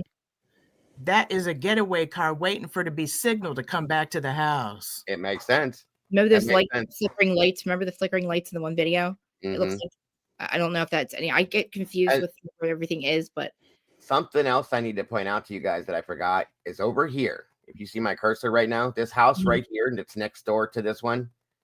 If you watch the side of this house, I noticed this last night, and I pointed it out to a couple of the mods we were talking. There's lighting on this house. So when this house over here lights up, it's coming from that back parking lot behind the 1122 house. When you see lights light up over here, it's coming from there. So at some point, if you see anything over here, it looks like at some point that house is lit up for a period of time, and then all of a sudden it goes dark again on the side. Meaning there's a car sitting back there. What's up, Buddy Bear? Good to see you, bro. So it just one more thing to think about. There's so much within this one video. It's crazy. So just pointing it out, you know, but car pulls from behind. Yeah, good point, Panama Mom, too. Listen, if Dylan's under threat, right? I'd say she is. I think she'd be a little less happy and go lucky 3 days later doing it. I think she'd be a little like maybe scared. Like she just say nothing at all. Maybe not going out dancing with her friends. Yeah. Right. Like you're making statements, but like, dude, you're talking like you're just like reading a fucking story. And you know, if you're under threat, be a little like, you know, let's not say anything. How about that? How about not say anything about something? Maybe not worried so much about going home for Thanksgiving, maybe being more worried that your friends were just murdered in your house. Yeah. Like we're more upset than they are. And that's crazy. You know what I mean? Like, Absolutely. I agree. I do. And there's more to come, guys. There's still more coming. I agree, Kane. It's definitely gotta reignite the fire in people's asses with this case for sure. no, this is all Welcome, everybody. this is. I feel like I've always felt like this. Like I could tell when the Karen Reed thing was kind of dying down. This feels like we're not even at the pivot point. Like we're not even at the. We just uncovered the surface of it now. Yeah. Right. Yep. I feel like there's so much more that's going to happen. I don't feel like this is over at all. Oh hell, not even close. Not even close. We're just scratching the surface now. So thank you for the people that like Julez and stuff that do like this. Like, they definitely. Oh, absolutely. That's why I said I'm beyond grateful to Julez. They ignored my FOIA stuff. Completely. They ignored Tandy. They really tried to. A lot of stuff has been. Quite a few people have been either ignored, they've been denied because of certain way things are written. They're trying to charge stupid. Booking with B joined me the other night. She said she tried to get all the files on this. $20,000 is what they quoted her. What the hell are you talking about? 20 grand. Get out. Sorry. That is a way that people do things that don't want you to have shit. They're like, there's not. Don't that tell you something? Don't that tell you something? Absolutely. That's extortion. That's a public extortion. Yes, it is. That's 100% what that is, in my opinion. Yeah, and I agree, Kim. I think this is that tipping point. Yes, ma'am. I do agree with you. We truly do. Yep. On we go. I hope to God we get what we're all hoping for at the end of the day. People I agree. Hemi. Hemi, I didn't know you were here. Hi. He popped up. Hey, buddy. Thanks for joining us, Hemi. Know what? Hey, Hemi, you know what? Rush Roll the Bones is one of my favorite albums, and I went to that concert. Rock on, buddy. It kind of validates Dylan's statements in that even though she was so confused and she couldn't really understand what's going on, what's processing. Okay, so understanding that she has a boyfriend who is involved with the Aryan Knights, and we can't validate if he was in town or not, but if you're so startled and so scared that you go hide in your room and you think we're really gonna buy that whole bullshit you're trying to sell us, unless you already know the person that you're seeing. She literally said, I seen him and he seen me. He looked right at me. I looked right at him. Why did he leave me? How do you go to sleep? Why am I still here? I don't know. The reason why you still here is because you know very well who that was. They can speculate all day long. It might have been her boyfriend. I definitely think it has to be a group of some kind, because if one person, you got to really talk 4 other people into committing some kind of act like this and possibly losing their freedom. So one person, like say it's like Jack D. I don't think Jack D has 5 friends that are going to commit this crime with him because he's an emotional wreck because of a breakup. Let me remind you of something else too, folks, that was just pointed out to me. That's a very good point. It don't have to be Quinn. Dylan's daddy was a bad person too. Okay, very bad. And he was into a lot of shit that you shouldn't be in. So there's that too. Just one more thing to throw in there. Thank you, Michelle. That's a very interesting point. Because it's a fact, guys. It's a fact. We looked into that years ago and found out this person's doing this person's involved in that, this person, so there's a lot of bad actors involved in this situation, period. So it could be. The simple fact of the matter is Dylan is the catalyst for everything that happened this night. In some aspect, 100%. I mean, in my opinion, I've been throwing this back out again and again. She lured Kaylee back to this house. That's how I see it. Okay. She lured her back to go to something they didn't even go to. I think that Dylan was told, this is what your job is. This is what you need to do. You get her here and you mind your business. You'll be good. That's how it looks. Checkmate. Got that lure issue, and that's the same thing in that Brianna Aguilera case. They made her drive up to the Austin and trapped her ass. And this is the same situation. She got lured. All these girls got lured to be in the right spots for this chess game. King, queen, the jacks. Yep. Okay. And the ace. Who's the ace? The ace is the one with the money. Let's find this son of a bitch. Bingo. Because I'm telling you, the girls were followed from the whole night. The corner club, the grub truck, the house, every bit of it. Many people, in my opinion, knew exactly where they were all night long. I'm sorry. That bitch has no fucking soul. I'm sorry. I'm cursing. But it's just, she has no goddamn soul. It is what it is. I mean, we've gathered that for sure. We've been on a deep dive in this case for 3 years now. Yeah. We've pretty much solved this damn case. Pretty much, for the most part. The only thing we don't know for a fact, we know, or we can speculate, maybe Dylan's involved, Hunter's involved, but there's a lot of shady shit. Mm-hmm. Oh, yeah. That we can sit and point at, he may be involved, he may not be involved. We just can't prove that part. But beyond the shadow of a doubt, we can prove that Brian Kohlberger was not involved in this at all, and he was flat out set up to take the fall for it. So hear all this. How are you going to pick this house? All this stuff going on, all this crazy driving and people screaming. Like, he's just going to pick this house. You know what I mean? At that certain time. Yeah. His phone was still pinging at this point, wasn't it? At this point, 240 something. He was. Let me remember. He was headed out to the Lucid area. If I'm correct on what I was told, that's my understanding. But we'll see. I think things are going to change up on that end of things too. I think this new video that was dropped, I think Plunder put it out, guys. The whole car thing, something's off with that too. I'll be honest with you. There's something way off with that as well. They're purposely showing us Pullman camera footage. And I think in some aspect it might be a distraction too. That's all I'm saying. Mm-hmm. I was sitting around. I was just sitting there thinking, because I had to take a few days away from this case. Just sit there and just really get deep thought, think about this, right? Yeah. And I come up with this. You cover up something because you want to do a PR stunt to save that college, because you know for a fact that if it turned out that students was involved in this murder, you cannot go into the public view and say, we arrested some students that was involved in the Idaho 4 case and expect that the new recruits are coming in for the college. Because now that whole town is done tainted with a murder. Mm-hmm. Of course.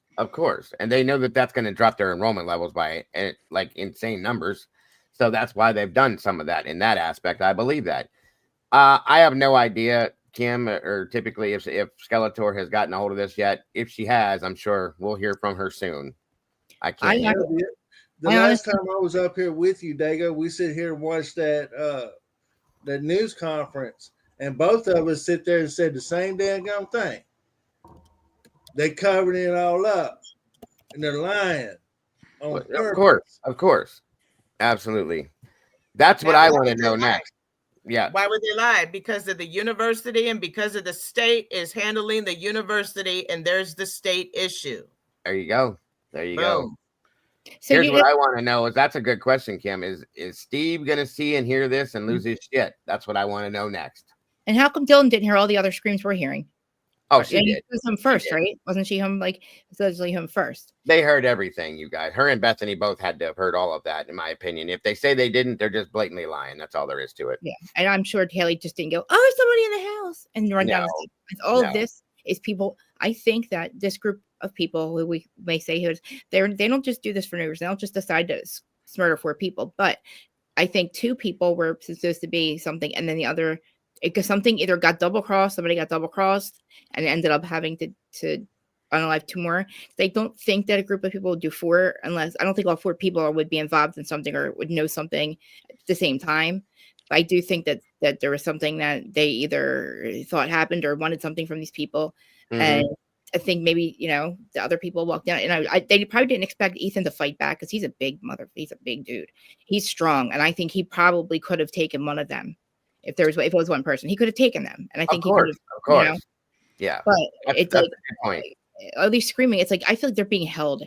And I do think somebody got double crossed in that group of people, and that's. It would be real easy to pull a pew out of your pocket and say, "You're going to sit here and watch this," and then it's your turn. Period. Because people are afraid of those things. That's that. That would be the only way that you're going to control a scene like this is if you have more than one person, in my opinion. First off, that has that weapon of choice in their hand, holding you hostage at that point until it's your turn. That's just my thought. So maybe that was supposed to be just like, let's scare them. They probably thought, okay, we're going to tie him up. We'll scare him. This is going to happen to this person if you run your mouth, or very well could be, and somebody lost a grip. Yeah, right. Yep. And then it's just like, okay, absolutely. And I think 3 hours. I'm going to leave. I'm sorry to interrupt you. I'm going to leave the panel. I'm going to be watching this and cleaning my house. Okay. And listening to what y'all are saying.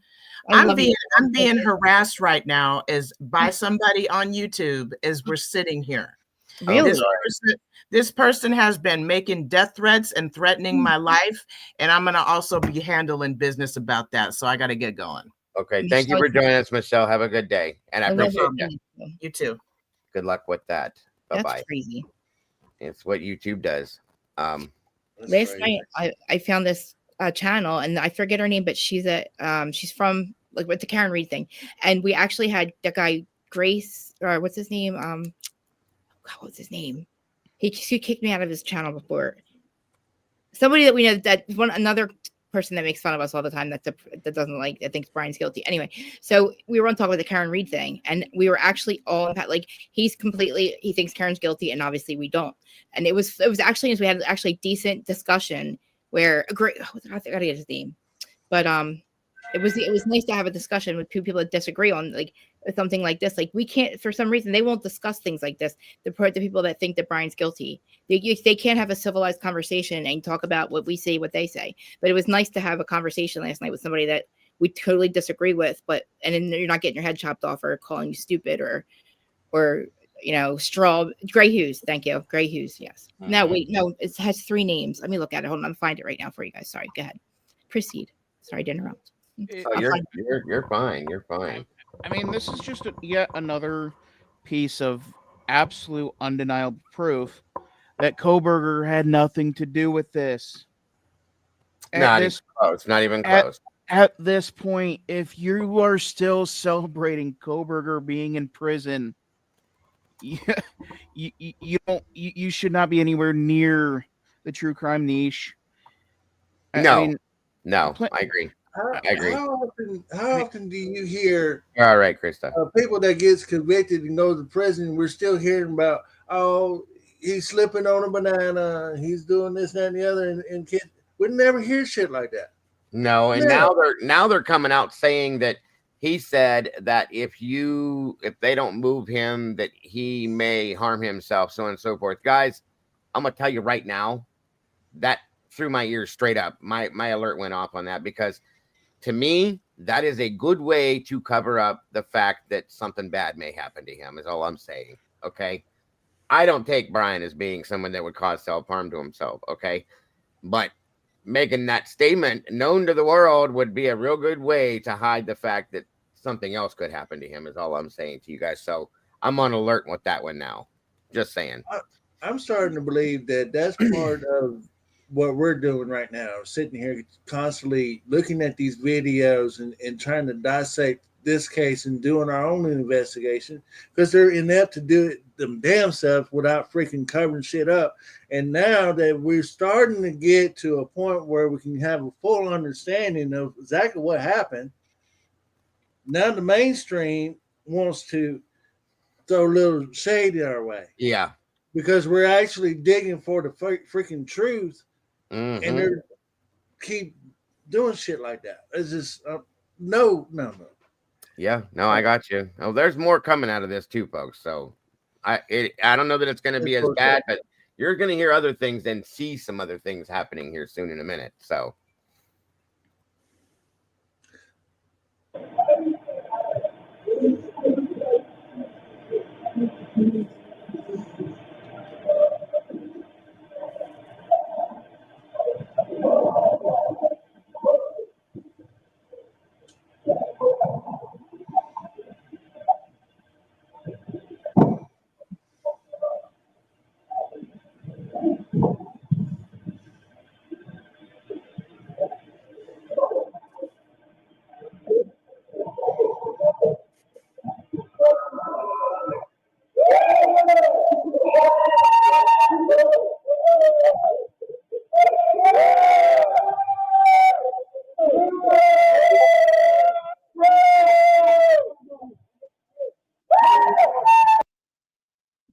That sounds like they're trying to cover up screams, like they're screaming over somebody, maybe. Hold on a minute. That was weird. Yeah, very weird. What time is this? 2:42. Remember the Nelly music? Like, isn't that around 3:30? We hear like that Nelly, and then it turns into like chanting. Do you remember that? Yeah, I think that was them singing. What there was a party going on at Moy's house behind their house, by the way, too. So remember that. Yeah. Mm.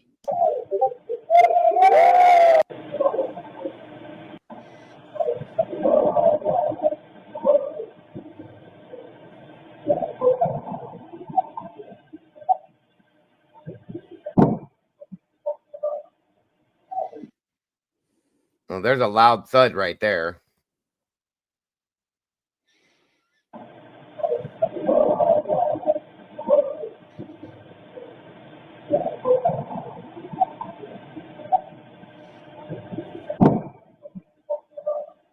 That sounds like a thud or something was thrown, like a chair or something. Or, Right.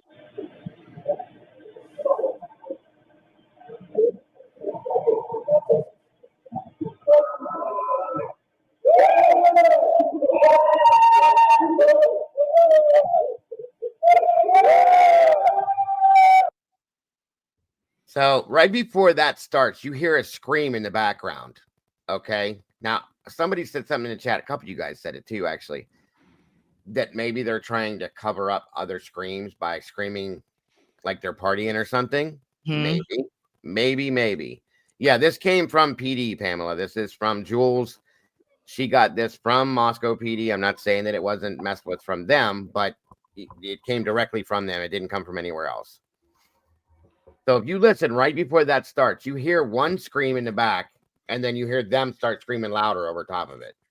So it could be that they might be trying to cover something up. Honestly, it almost sounds like they're taunting them. It could be. Yeah, it could be. Yep. Making fun of it, mocking it. You know what I mean? Very possibly could be. And screams sound like they're mocking this. Like I know I keep saying it reminds me. Remember when Scream? He did the same thing. He's like scream. She would scream, and then he would like scream and just making fun of her. And that's what it sounds like. And now, and again, if they know that you're being loud, they know the neighbors are close in proximity. So let's make it sound like we're partying, guys. And then boom, you know what I mean? Welcome, Monique. Yeah, because more people, they hear a scream and then they hear something like that. They're going, oh, they're just having a fun. They're just messing around. I'm not, you know what I mean? They're just like messing because we heard something music wise, you know, because maybe you're doubting what you hear, but then you hear that. You're like, oh, okay, everything's fine. I didn't really hear what I thought I heard. Pretty much. Yes. Yeah. I can agree. Pretty much. After hearing this and what we've heard so far, I am actually no longer willing to entertain that this was a drug. This was like a drug thing gone wrong. This was deeply personal. This is someone who is so scorned. They have been pushed to brutally murder one person, and it went horrifically out of control. It does sound like it. It does maybe sound like that too. Yeah, the whole 7 minutes. I think this went on for hours. It sounds like this went on for hours. I agree, Dylan, but I also have to say that I think it could be based on something that was related to drugs. I'll say that. Okay. Somebody did something that they shouldn't have done. Somebody owed something like that. And it somebody took it very personal. I agree with that part with you. Yeah. I mean, it could have started as that, but it still wouldn't have been drug out. It still wouldn't have been as personal as what this appeared to be. Well, I think the fighting back is what made it more. You guys remember the other day when I said well, it wasn't the other day. It was a couple of weeks back. I think I said. But I agree. I think they were being tortured for a period of time. This makes it even more plausible in my mind that there was torture going on. I feel. You guys, have you ever watched Sons of Anarchy, right? When I have. What you do to people, and I know it's not just random, but like when they do it, they don't just shoot. They do things to torture you, and I feel like this is something like that. They'll really fuck with you. You know what I mean? Hold on, Krista. KDP, he never confessed anything. He agreed to the charges that he was pronounced or that they were handed to him. That's all he did. There was no confession involved in this whatsoever. That's all I'm saying. He pleaded his innocence up until the last minute. Yeah, there was no confession because there were no details of the case added to any of what he said. So, do you Do you know the level of sadistic people with that mentality to pull something like that off? Yes, They're there are. out there, bro. There's a lot of them out there, Hemi. A lot of Oh sick my people. God. A lot of sick It's like, people. There are so a couple people. Or go ahead, him. I'm just trying to, in my mind, I'm following the bread trail, right? Yeah. And we know, and again, it keeps going back to Dylan because she set herself up for this, right? As far as I know, she was in Yeah. the reason why Kaylee came back. Of course. Yes. Uh, in that scenario, to know that they was probably uh, bound down, and I keep hearing gag. Right. Steve Right. B told the judge flat out they was gagged. To know that they was tortured, and for Dylan to hide in her room, or even Bethany, unknowingly, I don't know, but it's kind of weird how she reacted after everything, and how she distanced herself. They all did that night, and this could explain why. Okay. A whole bunch of people distanced themselves from this house, these people that should have been around them that night and absolutely weren't. And I feel like this is the reason. I think they knew this was coming. So that's again my opinion. Happy day anniversary, Christina. And Congrats and thank you for being part of this family. We appreciate you. in the back of my mind, I'm sitting here thinking, knowing everything that I know and putting all the pieces together, I firmly believe that something was told to Bethany. Maybe it came from Dylan. I don't know, but she was told to keep her mouth shut. I think that's why I think Bethany was petrified. I think there was all fear instilled in them. Real quick, KDP.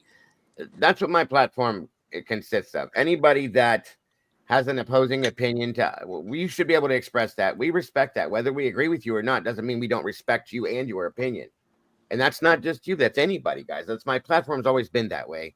This community has always been that way. Absolutely, you have the right to your own opinions, thoughts, and theories.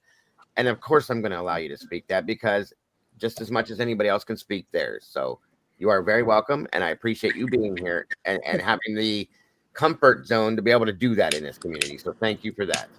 That's why I love when we can discuss like what we see differently, because why not? Like, let's see how. And I'm telling you, last night we actually came a couple times. We came to an actual like agreement on some things because things are said in a certain way, and we went over like that's what the Karen Reed case. Not that Karen's guilty. I will never say that, but there were some things that happened that he kind of pointed out. I'm like, oh, okay, and it was nice because we actually all could come and nobody was being nasty. And that's this chat, and then the one last night that I gotta find the thing, but sure. First time I was able to say the things I wanted to say about the case and, go back and forth. Good. They weren't being ignorant or like making me feel like I'm stupid or I don't know what I'm talking about or like, how do you see that? You know what I mean? So I appreciate the people Absolutely. that want to talk about it. You are very welcome, KDP. And yes, I agree, Krista. But yes, The very I am first glad you guys feel comfortable enough to do that. That's all. That's what I hear. Absolutely. The very first question that came through my mind when I heard that he took that plea was, okay, did he get a confession? Because he sure as hell didn't do this by himself. Right. Oh, it was taken without a confession. This is not a true plea. Then this is we're going to hold things right here, and we're going to get our shit together, and we're going to do something different because this is not working out. We got a judge that's biased as hell. He's thrown pretty much everything, all the arguments that I know Ann Taylor put in front of him. He threw all that out. And even went to as far as Ann Taylor even went as far as letting know, hey, at the end of the day, I don't have to do shit. Mm-hmm. I could just sit here and let the prosecution make their case, but they don't have a case. She told him that. Right. I agree, KDP. So yeah, 100%. Hemi's right about that. Yes. Thank you, King. It's all bullshit.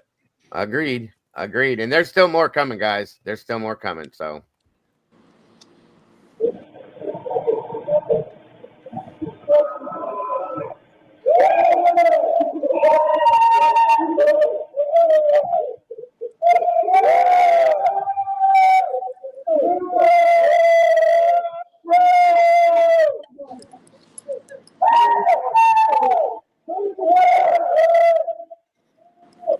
Who screams like that in the middle of the night? Crazy.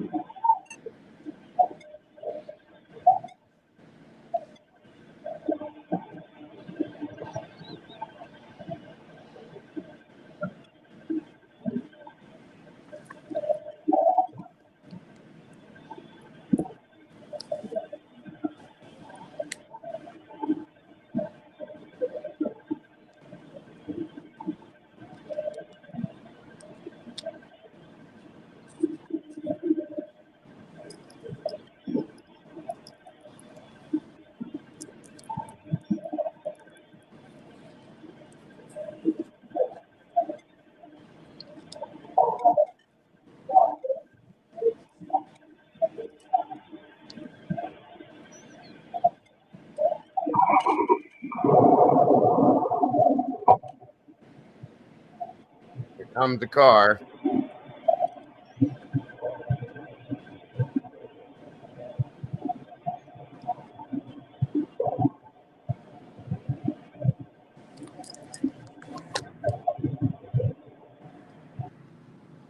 Okay, you guys see how this is lit up over here? How bright that is?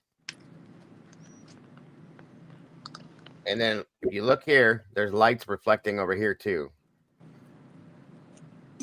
The house is behind here, right? The house is on the other behind this part of the deck, Yeah, right? it's if you walk down the front steps here and make a direct left and walk around through that little walkway there, you're gonna walk right over to the front door.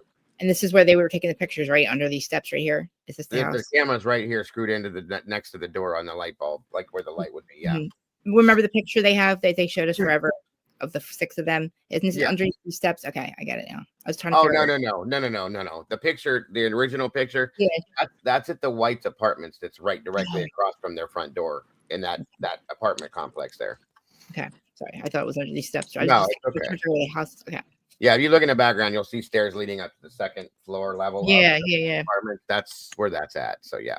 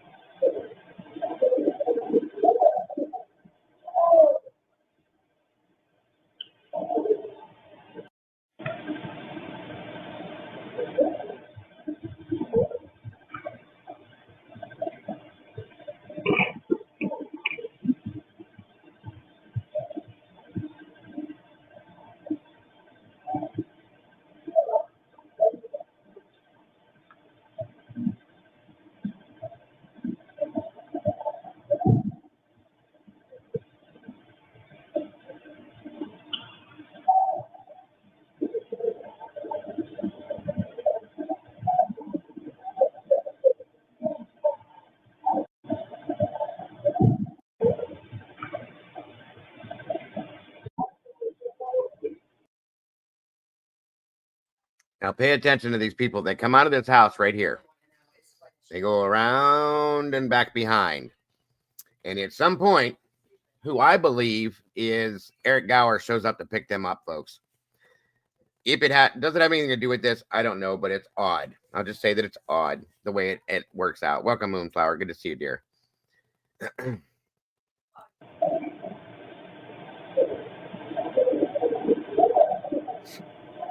It's a male and a female.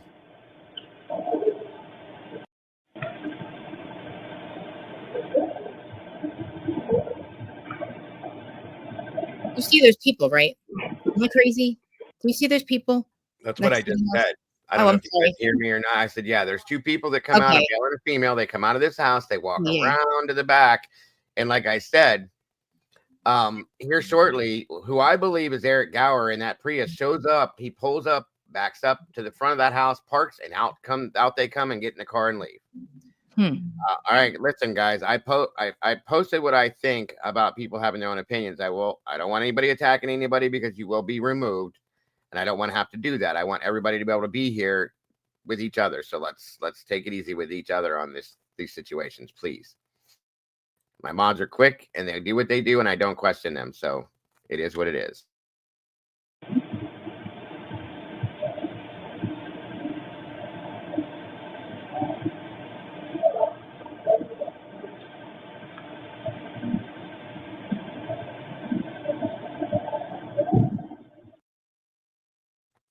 What I said is I want people to coexist in here with differing opinions.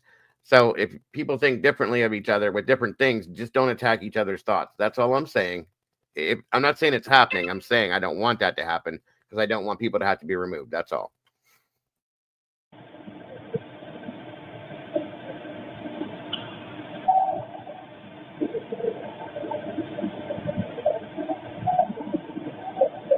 Yeah, exactly. Mimi said, and Brian Koberger is just leaving his house now. Interesting.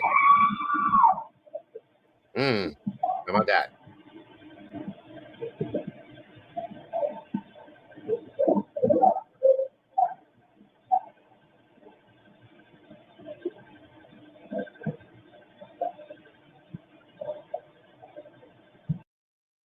Now, what I pointed out to you guys, I want you guys to see this.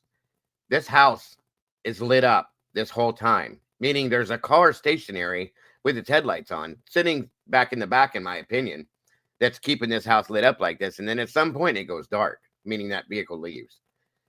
What is this car doing sitting back here this whole time with its lights on? I think it's waiting. That's the odd thing to me with this. So if you watch this house right here, you'll see when it goes dark, that car leaves. What's up, bud? I just want to point something out that don't that white truck way back right in front of the house he's like left to right behind the dumpster. You see that white truck right there? Yeah, that one right there. It's a different vehicle than the one we saw on camera, if that's what you're asking. Yeah, don't. Which is the one that was over there by the club? No, that's different completely. That one, the one that we see that pulls up behind them and parks as they're walking, it has a 6-inch lift on it. This is a standard body lift right here, is all that is. That's an extended cab. The other one had a 6-inch bed, 6-foot bed, sorry. And it didn't have a sunroof on the other one. So I've already been there, done that, bro. Okay. Yeah, good catch though, good eye. Because we looked at that immediately. But it's definitely nowhere near as lifted as the other one is. So I want to comment. I want to say back to what's your name, Dan, about her having the karma. Nancy, I agree. I thought that like if she doesn't get any retribution here, which she's done in her soul, she's going to have to pay for this eventually.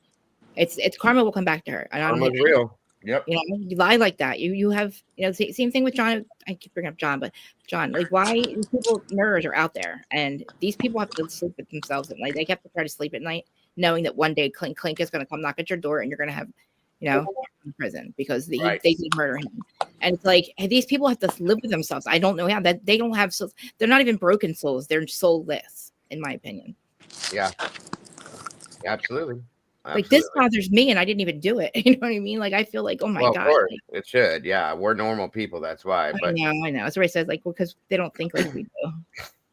The roommates are not innocent in anything. Nope. At all. I agree. And again, just in case nobody caught what I was saying, it doesn't mean everybody's involved. That's very true. That's not what I'm saying at all. I don't want anybody to think that. It's just I'm pointing out everything we're seeing, so that everybody understands everything that was going on that night, and that people should have been hearing things. They should have heard things, saw things, so on and so forth. And nobody has come forward to speak on what they've heard and saw, is what I'm saying. I don't think everybody in these houses around this are involved in anything, guys. That's ridiculous. But again, like I said, this house over here, this whole house has been lit up for a while now, and it stays that way for a while. Okay. which means that that back parking lot behind 1122 has a vehicle sitting back there with its lights on for a long period of time. You guys, that's interesting to me. Is all I'm saying. Didn't I'm so sorry about my paper. Sorry. WSU Kim say that they pulled up right in front of the house, not in the back by the slider, but right to the front door?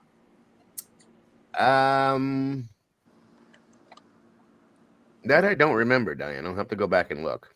I'm pretty sure she did. She said that they pulled right up to the door. Mm-hmm. And yeah, I'll have to go back because I don't remember smaller things like that. But it's very possible if you remember it that she did. Because here's the thing, I was reading the autopsy reports of the injuries, and I'm not going to say this right, but Dago, you'll know what I'm talking about. I guess there is an artery and a vein right under the your clavicle. Subclavian, yes. Yeah. Yes, ma'am. Kaylee had that injury. Ethan had that injury, but he also had the jugular vein. So did Xana, and so did Maddie. Yeah. Jesus. I don't think Maddie did. I think Maddie's was to, and I think if I read it right, was to the heart and the liver. Well, and then Kaylee had liver damage too. Like, so whoever did this was doing, in my opinion, specific things for specific reasons. So at least a couple of them, yes. That's why I believe they're different killers, because I think different killers were doing different things. Do you know what I mean? Oh yeah. And this isn't a bunch of frat boys that a whole town is afraid of. No. I agree with that too.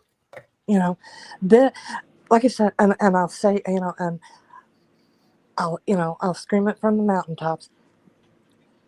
Dylan's a liar. But let's say she told the truth. Right. She was too comfortable going out that door. Coming out of her door to run down to Bethany's room. You don't know who else is left in the house or anything. But then her interviews, it was almost like she was offended that he didn't attack her. Mm-hmm. Well, they knew, and you can hear it. They knew they had the time to torture these individuals before they killed them, because you left two people alive. Yeah, which is a big problem. Agreed. It just there's something more, and I need to watch what I say, than just, it's not frats. The whole town is not just scared of frats. No, God, no. We know that. We absolutely know that for sure. These individuals, whoever did this, knew exactly where to injure someone. Not to kill them, just to injure them. But then they also knew exactly how to kill them. Oh, 100%. That's, again, my opinion as well. Bethany, I'll put her a little bit higher on the food chain than Dylan. Not much higher, just a little bit. I think is so scared to this day. I can agree. But Dylan, her boyfriend's dad, his uncle, are very well connected. Mm-hmm. That's very true, which is why she's protected, in my opinion. And when you start messing with someone's illegal income, and that's because that income supports those on the outside and those on the inside. The money is distributed. Nothing happens. No one on the outside goes, oh, well, you know what? I think so and so's mom and so and so's stepmom and her dad, they rolled, and blah blah. It comes from someone higher up who is in prison. It's very well structured. You can call them soldiers, shock collars, whatever you want to call them, but the ones at the very top, those are the ones who make the decisions. And when you start messing with their income, what supports them in and out of prison, they take it personal. My uncle was in Michigan City, Pendleton, Westville, God knows where. If there was a maximum security prison in Indiana, he was in it. When it came time to take care of business, whether it was in the cafeteria, out on the yard, wherever, a distraction was the first thing that happened. That was yelling, screaming, Right. hollering, carrying on, while whoever took care of business. These very sick individuals who did this knew they had time to do everything they did, and nothing was going to happen to them. No one was calling the police. Sure. And Dylan knew nothing was going to happen to her. I agree. Welcome, Kathy. Good to see you today, dear. Thanks for joining us. I agree with you. I do. And it wouldn't have looked really good if it was 5 deaths instead of 4 and just Dylan was left. Right. Oh, yeah. Yeah. She needed Bethany. And I could be wrong. No, it makes sense. It does. If I am, I'll put her back down there with Dylan. Makes perfect sense. This was just well planned out. And it was cleaned up. There was a cleanup. Mm-hmm. So you have time to torture these individuals, taunt them, It's horrible. It's just horrible. Beyond. I agree. I remember what Ann Taylor said. The very first thing she told Hitler is, this case is all about what's going on over here that's really, really making all the noise. And it's very noticeable. But nobody's counting for the big elephant in the room. Nobody ain't addressing that. And that's the problem in this case. I'm just thought that I'd throw that out there. What's the big elephant in the room? No problem.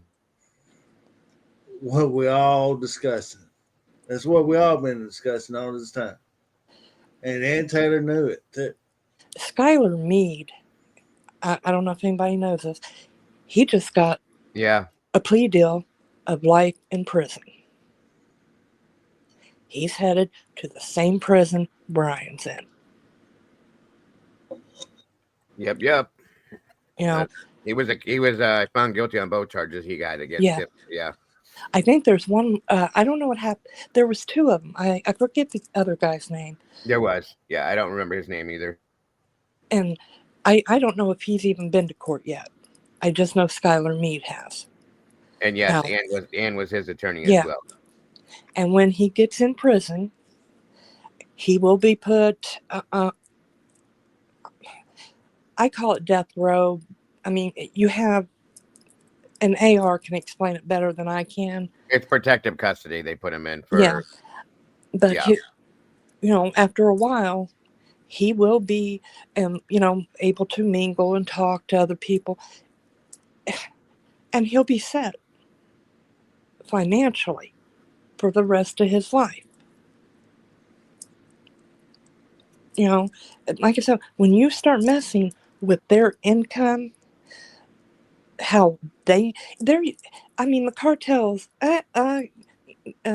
those people who bring it over the border, they know they're going to lose some product and a little bit of money, because that's just how, they can't get everything across, and it'd be all right. Right. They know they're going to lose something. That's all right with them. But then when individuals start getting arrested and large groups of them get busted, that's a problem, because financially everybody plays a part in something. Everybody does. Yes. And it's not Farley that they're trying to protect because he's outed. And it's not Molly. She's outed. Yeah. There is somebody that they are protecting. Well, of course. You know, Absolutely. I do agree. And real quick, Patty, no, there's not anything we've seen as of yet, other than there's certain, I think everybody has the same feelings based on the community itself around this area. The fact that every interview that was conducted with the witnesses, the friends within their friend circle, whatever, those questions about drugs are asked repeatedly. Okay. And everybody knows this area. Everybody looks at this in that aspect only because, of course, we have no absolute proof in our face about that. It's an assumption and a theory based on what we know about this area and a speculation as to that. But there is no motive. There's not been given a motive that we know of yet. But it's all speculation, which is what 90% of this case is, because they won't give us any true facts. That's the problem. So that's the reason why we do that. I don't think anybody's doing this over some Adderall. Like, nobody's murdering 4 people over a little bit of Adderall, right? So there's got to be something deeper. If drugs aren't the motive, oh, it's big. Yeah, I don't think that they're doing a bunch of drugs, so they're just going to go murder somebody. I think that something was going on at that house. Maybe it was a stash house, or I feel like there's something, like you said, deeper. But I'm not saying they're all drug addicts, right, like anything like that. I just think that maybe they must have seen something, or I don't know. Dylan got arrested. When? For drugs, for possession of drugs. Recently, or? No, before the murders. I didn't know that. Are you kidding me? No. That could be making her being a CI for this something. No, her boyfriend, she wouldn't have. Right. She wouldn't have survived. Okay. What they call snitches, rats, whatever. Right. Don't make it. Is that what? Oh, yeah. You're right. Because her boyfriend. I know. You're right. Well, this could be something she's doing for them then. You know what I mean? Like, you do this for us because, we don't want, you fucked up and you got caught and now you got eyes on us. So you need to do this thing for us. You know what I'm saying? And wasn't it Xana's mom who said this better not be paraphrasing here? Yeah. Because of, and then they redacted that part out. Yeah. I think she went right. I think her brain, her heart and everybody went to, oh my God, because I knew she did something right. Like, didn't she set somebody up or something? Like, that would where my head would go first, because I did this and you promised me that nobody would ever know it's me. They tell you that nobody's going to find out it's you, but that's not right. That's not true. No, it's not CI1, CI2. They know where they were. It says this person, CI1, was at this grade. So the people backtrack and say, oh, well, I met this person here. So they do find out who it is. And that's the fucked up part, because some people do believe that they're never going to know that they got snitched, and that's not true. The name's on the paperwork. You have. Yeah, I don't know. Where did you see that at, Diane? Because I've never heard of it before. There's a few people saying they never have either. Do you know where you got it from? I remember. I'm trying to think. Yeah, me too. Who was saying this? Because they were going. I forget who it was, but somebody had pulled.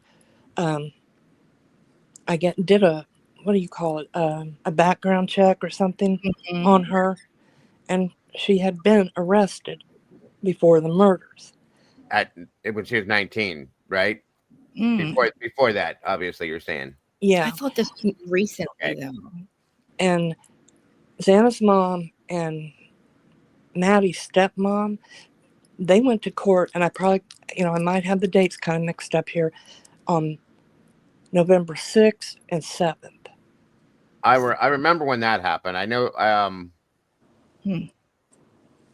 think it was I might have this backwards. Xana's mom was arrested before the murders, and Maddie's mother was arrested after, I believe. or not mother, her stepmother. Sorry. I mean, like, I feel like that they would think that this had something to do with what they did. Because I mean, why not? That's why first place my head would go. So they were looking at some very serious prison time. Of course. That makes me really feel horrible. It makes me feel so bad for. And they walked right out of the courtroom. I've been an addict. I was an addict for a long time, and I know what it's like to be like when you feel that way. But then to have your child, you get caught, and you're in your what 40s or 50s, and then your child gets, and then she's got to go to jail, and like that poor woman, like that she fought her way out of this. It looks like her mom now looks like she's doing really well, but the fact that she has to live with her, so like I'm not saying this happened because of that. But I can put myself in her shoes and just think, oh my God, like I would never snitch though. But I'm just saying, I feel like when you get caught, you do your time. You don't just tell them people. But like, especially people like that. I'm not saying she did. She's not in prison. So. No, and Idaho has some very serious. Yeah, and how is she not in jail yet? Prison time when it comes to drugs, the hard drugs, flat out.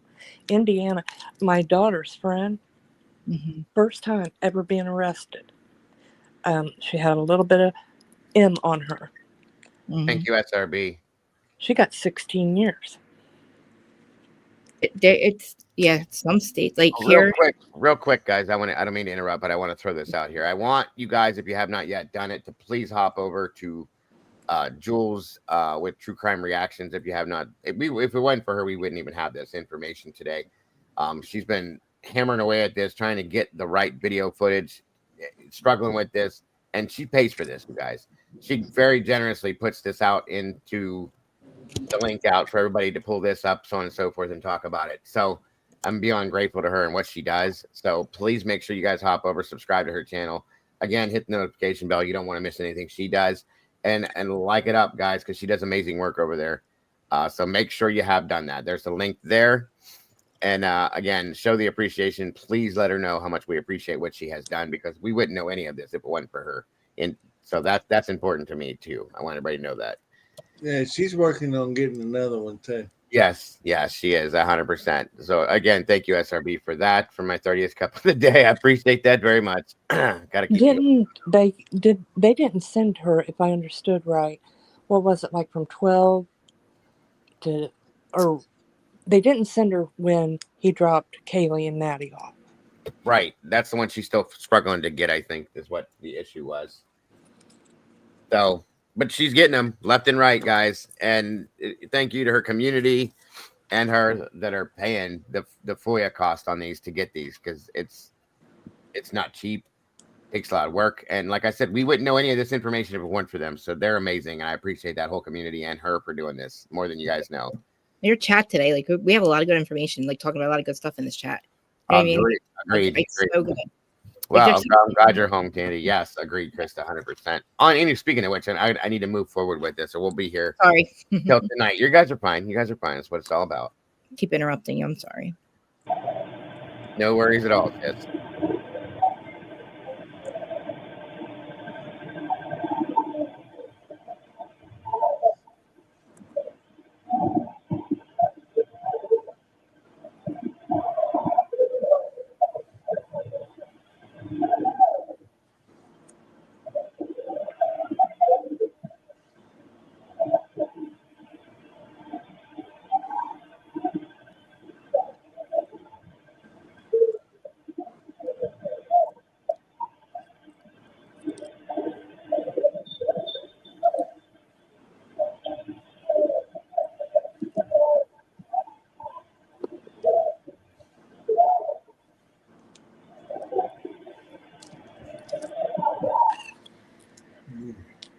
Hell no, you don't get to do that, Meg. You're stuck here with me now, period.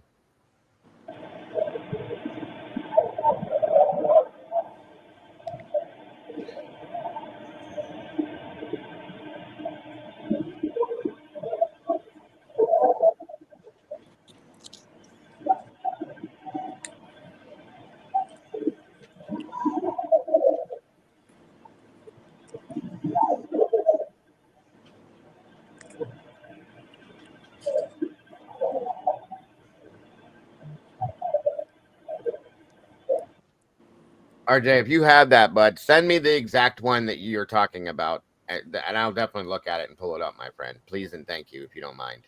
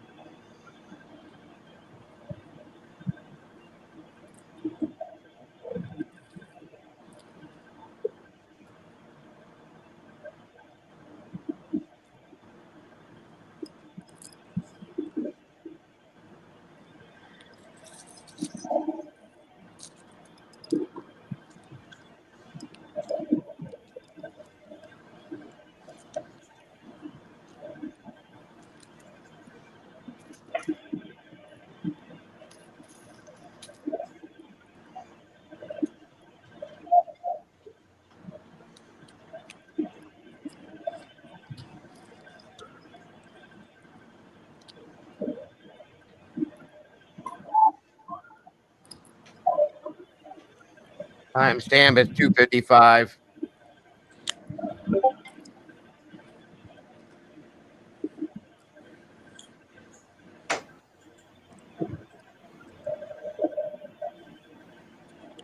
I'm not 100% on this, Nancy.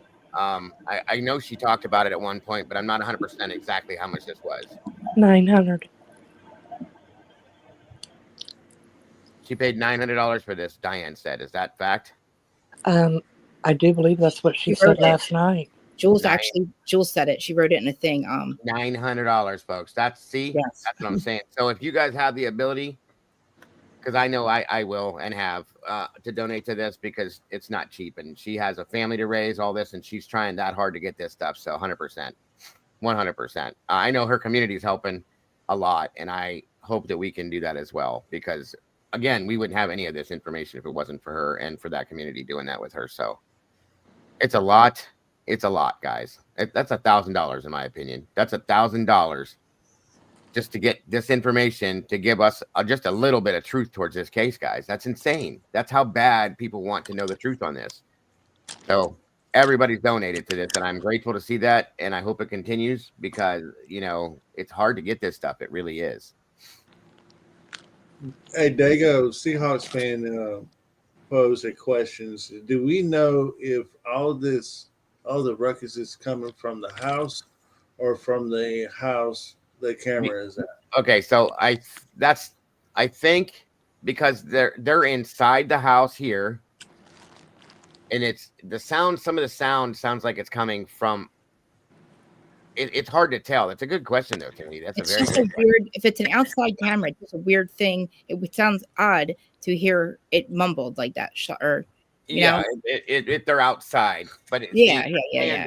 Anna's bedroom wall to her bedroom was 50 yards or 50 feet, not yards. I'm sorry, 50 feet from this camera. So if you walk down these steps, make a left, walk around, and take like 10 steps, you're going to be standing in front of that Xana's bedroom wall, right below it. I'm gonna look at DA's video because I'm getting like I get so turned around with each camera, like where Linda Lane is. I don't know where we're at, so it's like when I look at the camera. Okay. If you walk down these steps and take a right, walk out to the road, and walk straight up that road, walk up the hill.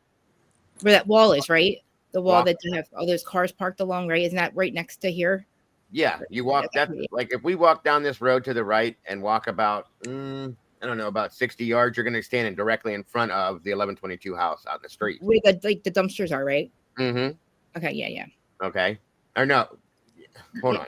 Yeah, you're right. You're right. Because I remember it's like a blue house or something. I was seeing when he drove by it, and he said, "This house one moment." Okay, then I was like, "Oh, that's the pumpkin house." I called it. That's what it is. Yes, right. And Dago, I got another one for you. I didn't even dawn on to ask. They said there was like a 17-minute phone call between Kaylee and Jack D. It's a supposed Zoom call that he said he has no idea, like a face-to-face call that he has no recollection of at all. I think it's Dylan calling him. I think Dylan called him, and I think he was on the phone. She didn't say anything. I think that they were texting him to get him to come over there, just to make him either drive there or maybe Eric drive there to make it look like their phones or cars or whatever. Like they could be suspects too, in my opinion. Because he said for Maddie. Well, I said that it's very possible that somebody was trying to get Jack to that house or in that house to frame him into being a suspect. Yep. And Eric too. I think Eric Gower too. I think she called both of them to get them both to come around. Because she don't answer him after he answers her. So I think he would go, "Oh, let me drive by to make sure everything's okay." She texts me. Then she says, I say, "Yeah, I'm still driving." Then she never texts us back. I'd be like, she might think, "Oh, we'll get him over here to drive by and make them look like you said, like they're going in that area to make them, look this way, not over here. Like, look at this, don't look at here, like keep us looking at other people." Right. I'm sorry. I was just asking that because I'm wondering if there was anything on that audio had she got attacked by then that could, give us something, know what I mean? Right. No, I get it. 100%.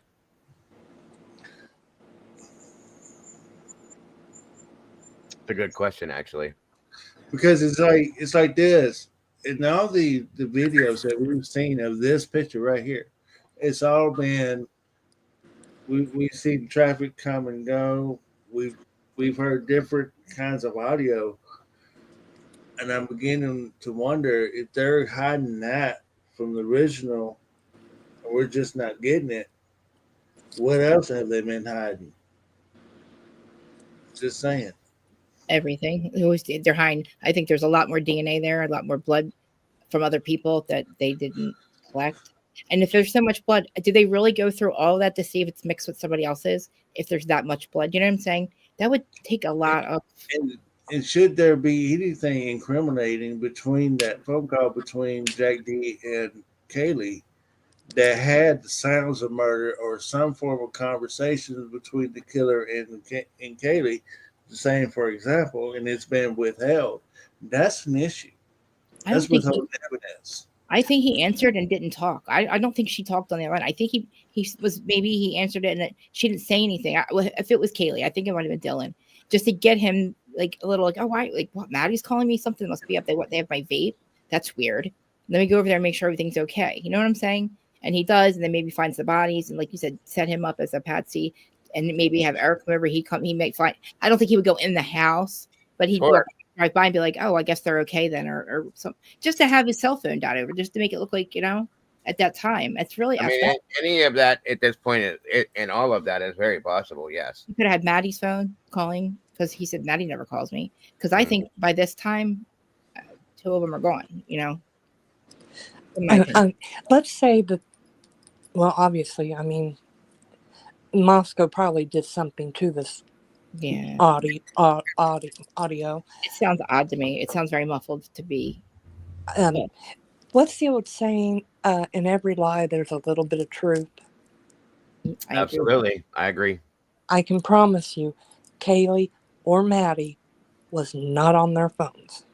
Then these people are not going to go, hey, we're going to deal with these two over here. You want your phone so you can play on? No. Absolutely. I can agree. I can agree. Hold on here. I'm trying to read something. Is Lucy here? I didn't even see her. Oh, she is here. There she is. Lucy! Good to see you, dear.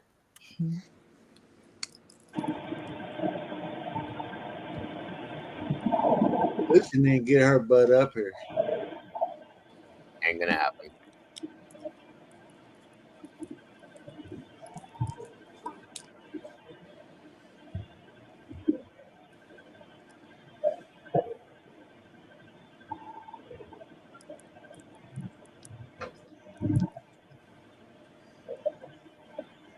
Of course it is, KDP. It's horrible. Horrible.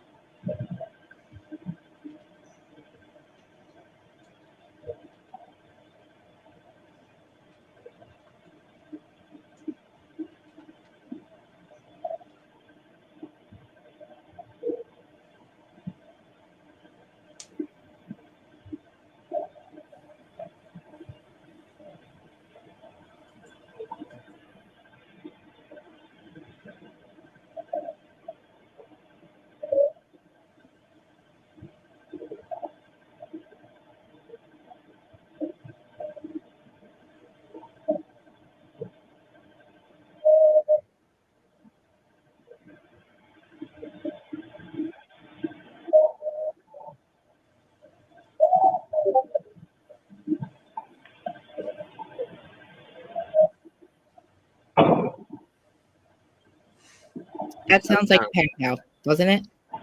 It sounds like a door. A door or like a. Can you play it back just 1 second? Sorry. Yeah, I'm doing that as we speak anyway. I mean, anything we hear, I'm going to play more than once. So. Yeah, I feel like. Wow, you can get the fuck out of here right now. Whoever you think you are, bye. We don't do that shit in here. I won't put up that anywhere. Sorry. I don't even. I must be missing something. I didn't see it in the chat. You know, there's somebody that come in here being racist as hell, and don't let me find you personally because you won't. We don't play that game.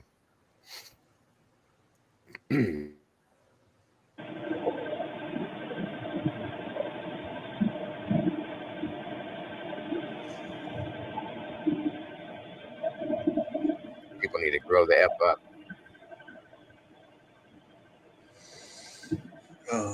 Get me started on that, Dago.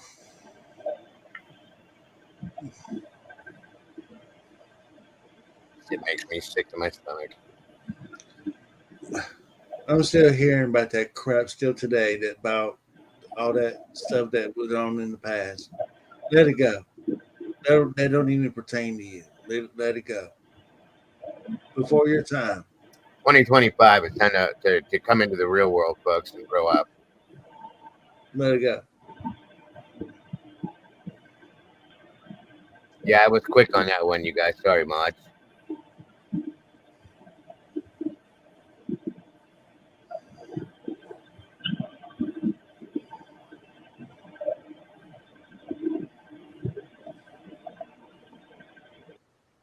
I don't know if you guys can see. There's somebody walking back up the road here.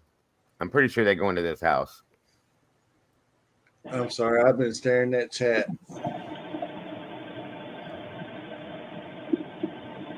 I just. Oh, there is. You're right. There is a person. It just shows there's a lot of people that would have heard things, and if they didn't hear, there's so many people. How come they didn't? One of them or two of them, three. That's a lot of people for a random.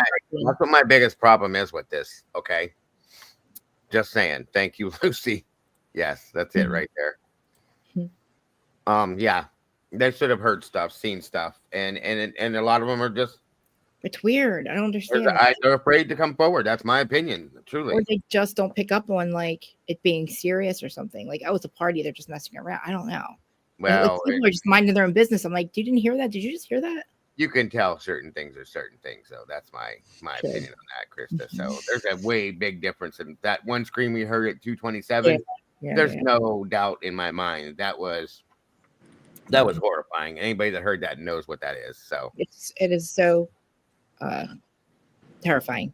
Of course it is. Of course it is. And I just like the betrayal and the terrifying, and then the horror that they had to deal with in the last seconds of their life is just it's so unfair, you know. Very much so, yes. Yeah, see, this camera's got a good microphone on it too, because when this dude, whoever this is, shuts this door, listen, you can hear it clearly.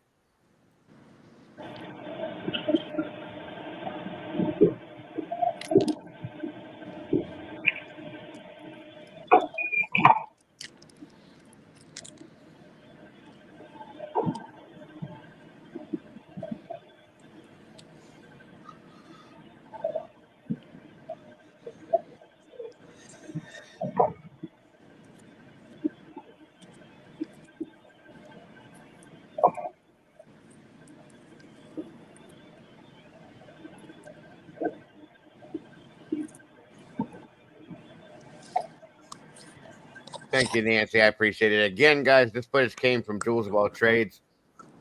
True Crime Reactions. Please make sure to jump over to show some love and respect for what she does and has done and will continue to do.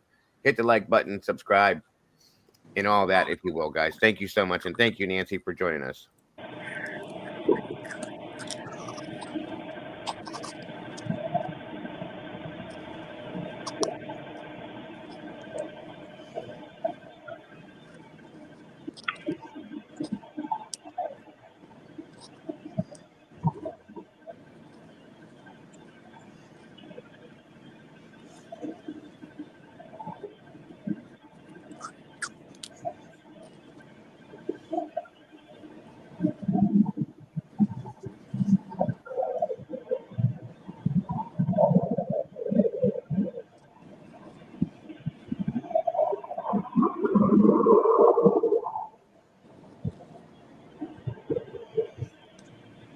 Thank you, Busy.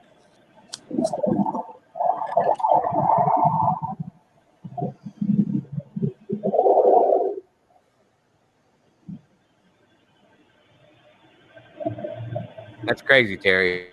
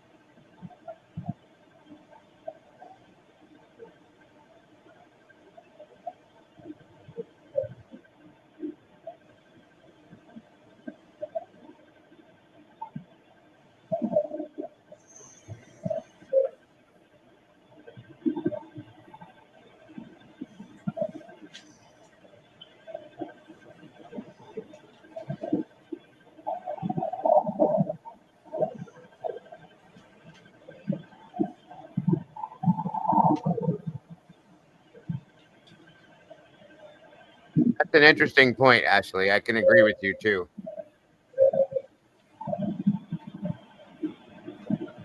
All right, you guys, we're at 3:01 a.m. now, just so you guys know.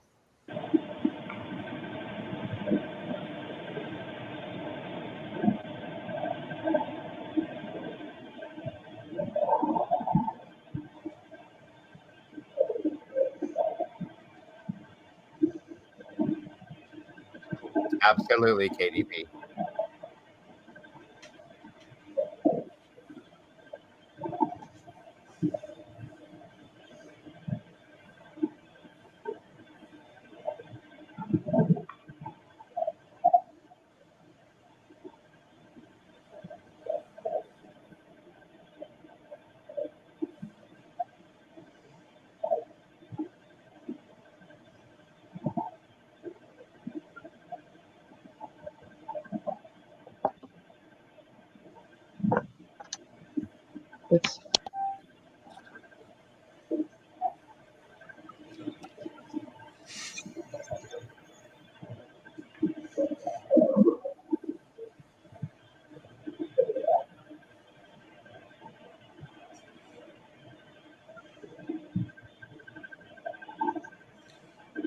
God, I'm such an awful typer. Sorry, guys. I'm an awful freaking typer.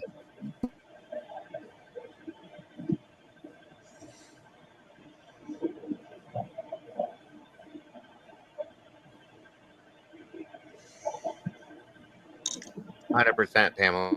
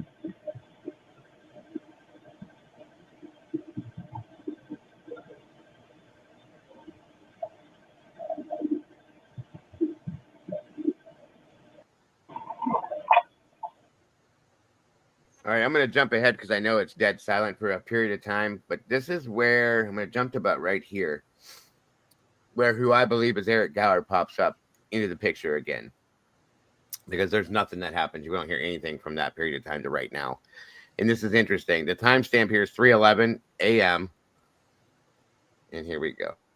But you guys remember earlier we watched those two people come out of this house and walk to the back. And that was like an hour ago, okay? Maybe a little more, just 100%, not 100% sure, but just watch this.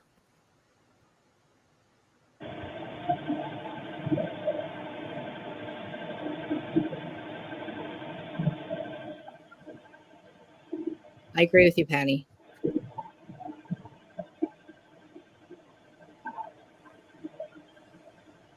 That's an interesting theory, Patty. There's no way she was just there delivering DoorDash. I honestly don't even think it's her. In that shadow, when you see her walking, it does not look like a woman with a ponytail. It reminds. I mean, I could just be seeing things I want to see. Like, my dad's like, you know too much. That's the problem. Because I'm like, oh, this and this and this. But he's like, it's probably just a lot more simple than that. But I do feel like that's not Molly though, and he Thank thinks you so much, KDP. He thinks it's a girl. I don't think it is. But what are you saying now? I showed my dad the picture, or when Molly, you see Molly walking up to the car of disposably Molly. It's like, what is it, the shadow or something? Mm-hmm. Or it's dark. I don't think it's a girl. I don't think it's a girl with a ponytail. It doesn't look like Molly to me, like her profile, Okay. But because she has a ponytail and the person looks a lot thinner. I remember looking at it. Somebody putting the contact in their phone. I don't think it was a flashlight that she was doing or whoever that person is. I think that's the contact that Dylan was putting in the phone. But I don't think it's Molly. I think it's maybe like a guy or something. We'll have to look at it again. Sorry. I don't want to interrupt anymore. I won't interrupt you anymore. You're fine. You're trying to get through it. You're fine. See, that's something else that we don't even know about is who was that contact she added on her phone at 3 o'clock. Exactly. Nobody ever asked. 3:51. Yeah. No, I get it. All right. That'd be nice to know too. I agree with you. For sure. Thank you, KDP. We are 3 into our goal, guys, and thank you for that. Appreciate that very much, guys. You guys have no idea. Again, thank you, KDP. And if it was Molly, what was that relationship about, Dylan and Molly? Had it been Molly? I think it's Molly's people, and I think she was setting them up, in my opinion. I have a whole theory on it, but I'm just saying, if it was something to do with that, I believe Molly's role would be to set up the people to get herself out of trouble, and they find out, and then they lose their shit. And I don't know. It could be a lot simpler than that. But to me, I don't think that she was there on a benevolent thing. I think it was with nefarious reasons. But right, understood. You don't just become a CI because you want to. You do it when you get in trouble. You know what I mean? It's not like you just go, "Oh, I'm going to be a CI for no reason." They're doing their raps. They're turning into rats, and it's like it's not something to be proud of. You know what I mean? Like, this is a CI, they're a CI, that's a, they're all like, oh, there's so many CIs, and they're the ones that are like, we should be looking at sideways after this, you know? And it looks like a lot of them are not here anymore. You know? So we all know the difference between a truth and a lie, right? Maybe. So if you're telling the truth, you ain't got, balls to bone, you're telling the truth, you ain't got nothing to hide, and it should flow just like a river. But when you're lying, when you know you're lying, that flow is broken up. Now you're tumbling over the waves, and everything is not selling right. But the waves, they're not asking when the waves come, they're not asking the follow-up questions that we would, you know? Like the weird thing she admits to is like basically a felony. She saw a body and can't do anything about it. And you listen to her statements, she's so inconsistent, and not only that, when people tell a lie like that, they're piling up the lies. So the lies don't justify the lies, that keeps on piling up on top of the lies. So eventually truth is going to come out within the lie. It's just up to us to know the difference between a truth and a lie. And there's several statements that Dylan has made to law enforcement they just totally looked over and ignored it. I'm going to leave it alone. Leave it alone, because everybody has a right to their own opinion. I get it. I understand it. We see two different things. But I agree with you, though. I do agree with most of the things you say. Like, I see what you're saying most of the time. It's just we don't know the difference. I don't know. She could be telling the truth, but that telling the truth is a felony. What you're saying, Dylan, is a felony. You saw a body. You thought she was just passed out. To me, whether you saw her unrecognizable or not, you didn't do anything for 8 hours. You did not render aid to the things you're admitting to. You didn't even attempt to. You know, exactly. You saved yourself. It's crazy. Or you just laughed on their faces as they bled out to die. You know, because when I'm hearing stuff like Dylan added a contact at certain time, and I'm not getting, that's a blank at the end of a sentence. So fill in the blank. Who was it? Right. So is that person that important for you not to be let know? I think it's the person that was walking in and looking at their phone. You know? Or you're just trying to cover up Dylan's involvement in what's going on, because her statements pretty much said that she's involved. I have so many different theories that this happened. Like, I don't think any of them could be right. I think there's a lot of things that we could make it, like, we could come up with and theorize or whatever, but I don't think that we don't have, I mean, all of it could be true. Like what you think happened, that could actually be true. What I think happened, it's all feasible what we're saying. It just sounds pretty crazy, pretty much. Everything we come up with is like, but how do you reconcile 5 agencies not calling each other out for mistakes and Dylan's stupid freaking answers, and nobody's calling the other ones out? So to me, they're all in bed with each other. Or this is some kind of thing that's way bigger than what we ever could have. You know, it's just the agencies not calling each other out throws me off. You know, Homeland Security was involved in this. Right. They have to see what Dylan says and they don't think it's. Come on. If they have I've said that before. There's too many agencies first off involved, and there's a couple certain specific agencies that really threw the antennae up on this one. Like, why the hell are you involved? You know what I mean? So yeah, I agree.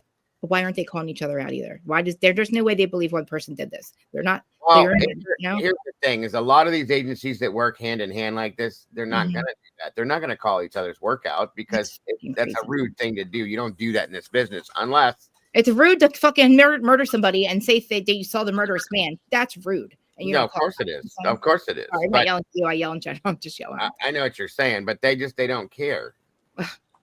Yeah. Well, yeah, I know. What are they doing? What are they there for? What are they even there for then? You know? The difference between the docs of the ISP and the difference between Moscow docs are 2 different docs. Right. Why aren't they looking at each other? Like the state of Idaho did a legit investigation, and Moscow just kind of like, well. where we got to come up with for that don't go right. along with that. KDP, with all due respect, because I truly, all due respect, this goes way beyond being young and drunk, dear. I truly, I was there at that age. I was stupid and drunk and young and all that kind of stuff. Nothing like this ever surrounded me. I never had any involvement in anything like this. I never would.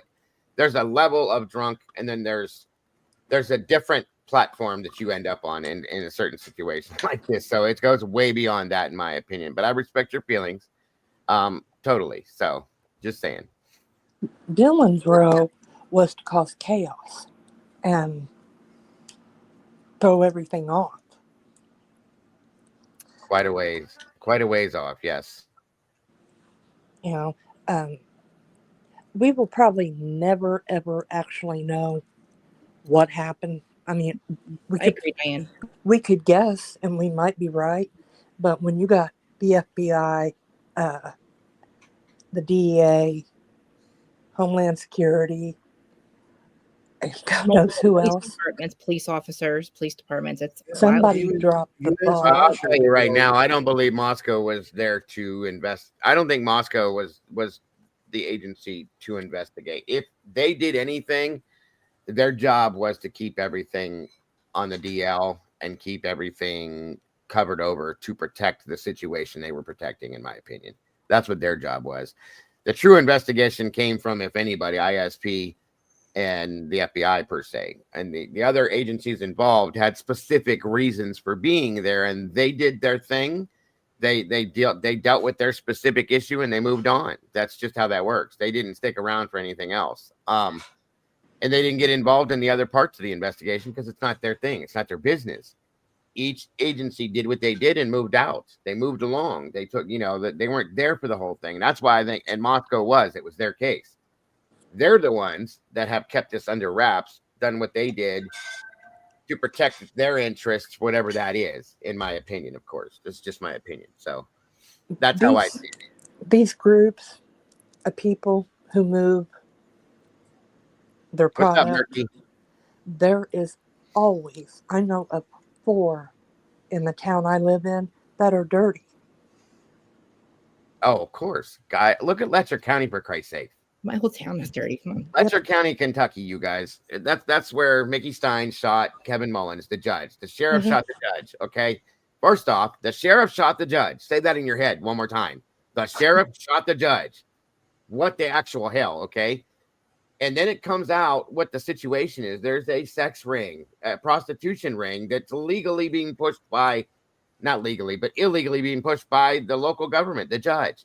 They've accounted and recounted that the local FBI office is involved, that they're part of it. So there's no limit to corruption in the world, obviously. Okay, I have corruption in the small town that I live in. The board that runs my town and the township, they pocket more money than they put into the city. They all drive beautiful cars, have beautiful homes. You can get a DUI if you're a board member and spit in the face of a cop and still be on the board out here. It happens. You want to talk about corruption? Go to that case up in Kentucky. That's what I just said. That's what word for word what I just brought up, bud. Letcher County. That's where that's at. Letcher County. And that's what I'm saying. Their local FBI office is involved in that. Okay, judges, senators, mayors, governors, in that whole FBI. The FBI, 100%. FBI is involved in it. That is not normal. Okay, so if that happens there, we know what can happen here.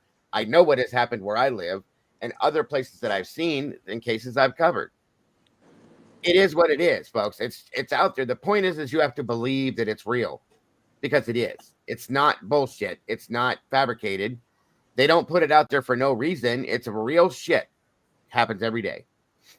So somebody dropped the ball because they knew something was going to happen. And it needed to be covered up to protect this community, in my opinion.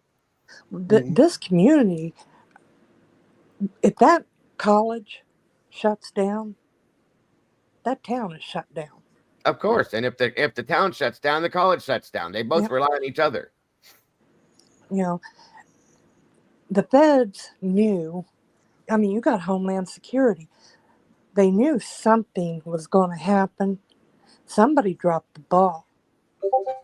And hence the reason why Willie's having some personal issues, Matt. Hence the reason why, again, don't forget this. Everybody forgets this. There was 60 plus, 50 plus FBI agents that were down on the ground, boots on the ground, mingled in with college students as well as the DEA before these murders happened, guys. The day of and before, for a period of time. There were already investigations going on into this area, whether it was Moscow PD, whether it was Pullman PD and Moscow PD, whether it was the college, I don't care. There was still shit going on that they were investigating, and then this happened too. So it don't tell me it doesn't relate, because I'll tell you, I'm sorry. All due respect and nothing but love, but you're crazy if you don't think they relate. it's right not a there. conspiracy. They Not were at all. the feds, the FBI. They had agents in the college as students. Absolutely. And I will pull up the Dave interviews to replay to you guys what was stated from a frat member that had to go undercover to talk about it. That'll tell you. He had to disguise his voice and hide behind it, different things to tell the story he was telling. That should tell you something in itself. It's nuts. It's nuts. For a hotel. The thing about it is, they go, and everything that you pretty much said has been going on for a very long time. Oh, and very, this very long time. Is normal. Yes, this is absolutely normal, which is why Moscow PD approached this case the way they did, because it's a good old boys community, okay, and they've been doing it forever, and they're just doing it the way they know how to do it, which ain't by the book, okay. And then it caused problems because the rest of the world said, "Whoa, whoa, whoa, whoa! What do you think you're doing? You don't do that in your position. That's not legal. That's not how this works. That's not why that's done. That's not what you're supposed to be saying."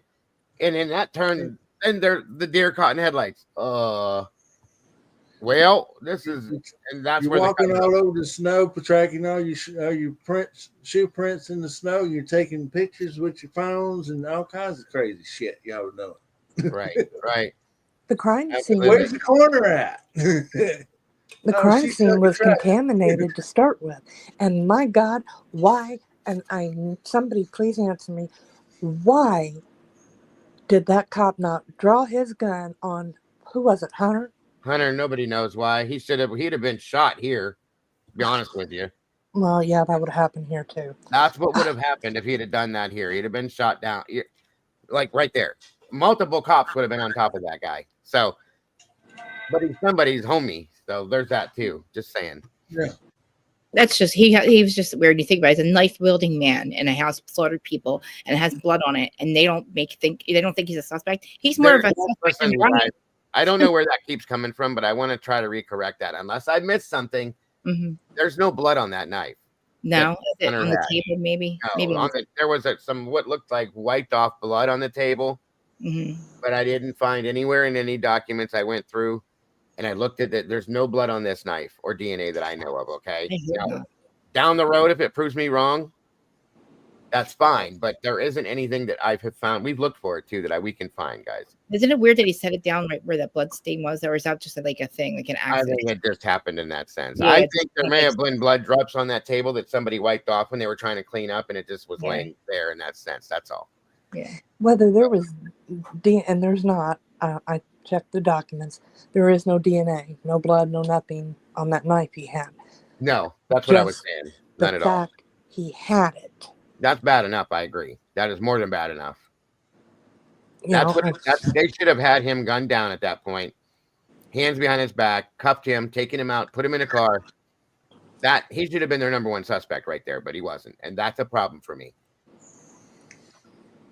But anyway, on we go. Sorry, guys. Brian's like circumstantial evidence, right? Or circumstantial. So these are more circumstantial suspects than Brian Koberger when they think about it. Agreed. Yes, agreed. Things are not always. Yeah, Hunter, and he was Warner's homeboy. Homeboy. Yes. Who says that? I watched Pov's video about that day ago. About what? He says that blood that was found on the table was Kaylee's, and that he had her blood on his hands. I have not found that.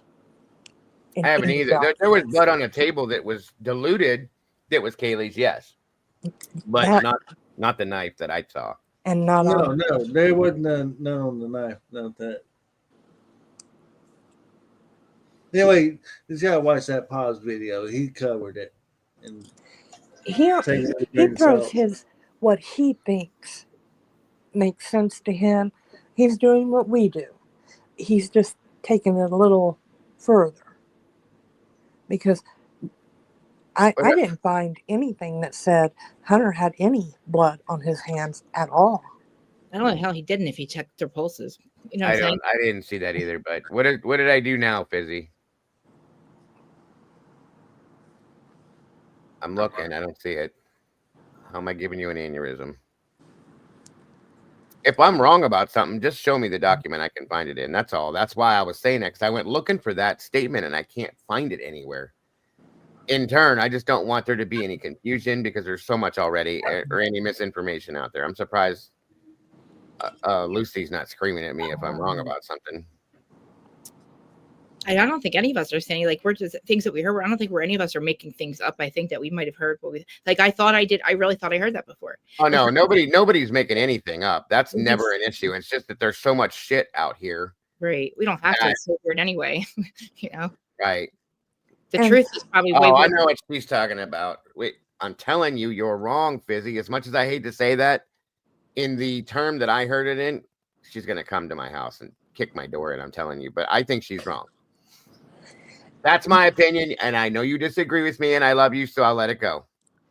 Why didn't Moscow go to a California database and try and pull what am I trying to say? Match DNA or something like that. Somebody help me out here. I don't know what you mean. You know, check the like the main the not the local database, but check the huge database. You mean California? The Codex. No, they do it. They do a nationwide check. That would be the Codex or Codex. Jesus Christ, you know what I mean. Anyway, they do that nationwide stuff, and nothing came out of it, from what I understand, because well, first off, they didn't run the DNA they should have that was on the sheath and under the nails and all that other shit. They didn't do any of that stuff, okay? So we don't know who that other DNA belongs to. That's the issue. Or they do, and they're just not telling us. Remember that, okay? Well, yeah, because like I said, Homeland Security, the FBI, the DEA, and whoever else, whatever they found out, we will never know. Well, that's why I think Homeland is involved, is due to the drug aspect, possibly. That's why a lot of people believe this is drugs, because Homeland's there, because the possibility of U.S. Marshals, because ISP's involved, Secret Service was involved because of the technology, the cell phone stuff and all that, and messaging and crap, like other stuff like that. But there's many, many people involved in this, and still no truth has come out. That's the problem. So I think the ringer and what kind of threw Moscow and everybody, the FBI, Homeland Security, was Cy. He wasn't doing anything for the prosecution. Good point. He was doing it for Brian Kohberger. Well, I think he was doing what he was doing because he was brought into the situation to prove something. When he saw the information that he saw, he had no choice but to come forth with it. It bothered him as a person that does this for a living to see what he saw, to make enough to make the statement, in 30 some odd years, I've never seen so much misinformation put out purposely, not accidentally, but purposely. And in his opinion, because of that, there is something way, way larger being covered up. There is the statement of the year right there. So it's wild. I honestly think really that's wild. What kind of threw Santa Claus, the FBI, Homeland Security. That threw them off. I don't think they expected Cy at all. Probably not. And for Cy to be called a conspiracy whatever he said. Conspiracy theorist. That's why he's going to come back and bitch slap Bill Thompson when he gets the chance. I'm sure. Not physically, with his information. And this was the first, and I might be wrong, but to my understanding, this is the very first time he's ever done anything for any defendant. It is. He's always done everything for the prosecution. This first time he ever did this forever for the defense side. Thank you so much, Jennifer. I have no doubt in my mind that there's a reason why Hitler stopped putting stuff out. It has come to a complete halt at this time, as far as releasing evidence and all that. Oh, it's just because it's coming. He's going through this stuff with a fine-tooth comb. Oh my God, fine-tooth comb. That'll be clipped. Jesus Christ. Fine-tooth comb, making sure that everything that he was trying to protect is protected. That's exactly why, in my opinion, that's happening. Thank you so much, Jennifer. God bless for that super chat. That's exactly why I think that it's taken so long, because the stuff that's coming next is going to be the cell stuff, and it's going to be important. And he can't. Yes, I know, Rach. I'm covering my face too. He knows that he's got to be careful with what he allows to come out, because this is gonna cause a whirlwind, folks, and that's what I believe that he's worried about. Why he's dragging his feet. I think he's trying to avoid it, which he knows he can't. At some point, he has to release this stuff. So, it's what it is. When Hitler stated very clearly, Lying, Dylan, and Bethany were victims. Mm-hmm. Do you honestly think he was going to allow Ann Taylor to tear him apart? Of course not. No, of course not. Definitely didn't. Thank you so much, Miss Krista. Again, towards our goal. God bless. Very much appreciated, dear. Very generous. Very sweet. Like I said, a whole town, the FBI, the Idaho State Police, Homeland Security, they're not afraid or concerned about frat boys. They're just not. And Moscow isn't the only. If this happening in every freaking state, Mm-hmm. Absolutely. And on we go. Yes, ma'am, you are correct.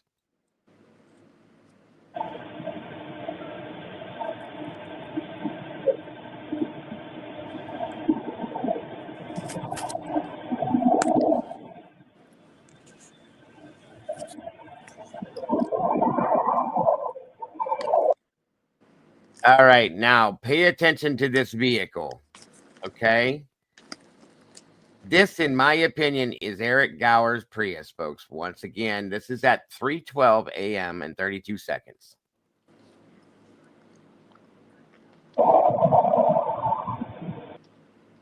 And also remember the two people that walked out of this house, male, female, walked around to the driveway into the backyard. Like, this has been an hour and a half ago that this happened at this point. So watch.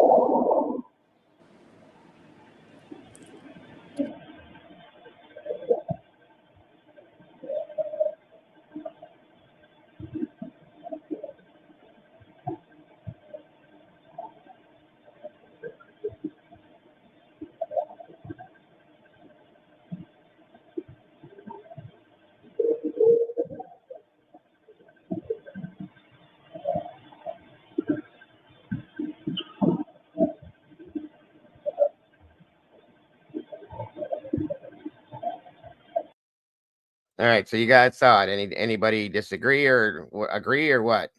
Take care, Krista. Thank you, hon. I think it's him. It looks just like his car. I don't see how it couldn't be. But this is at 3 something, and he did make a statement that he made one more run.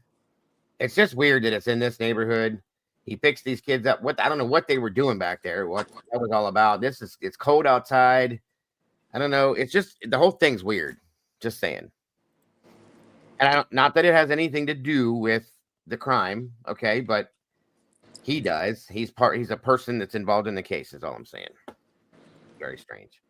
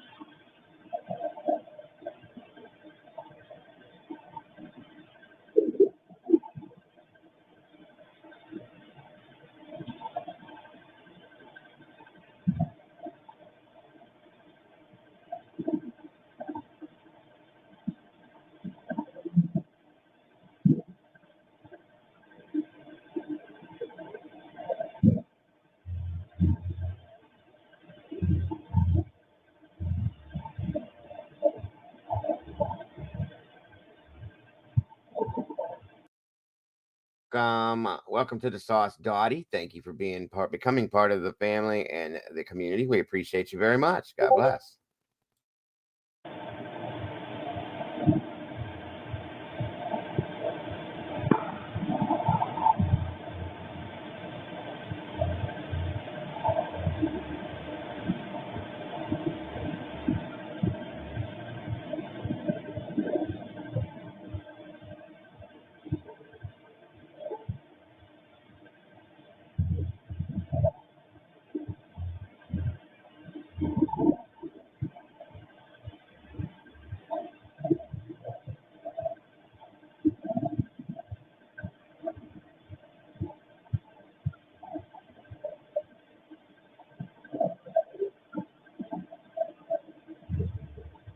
Welcome, Lady Speedwell. Good to see you. I noticed again, I don't know if you heard me earlier, but Master Nature's in the house. Good to see you, brother. Thank you for joining us in here today. I appreciate you very much for popping in here. As always, anybody that joins us, I appreciate them very much for being here. All of you guys. D-Dog, what's up? Good to see you today, too.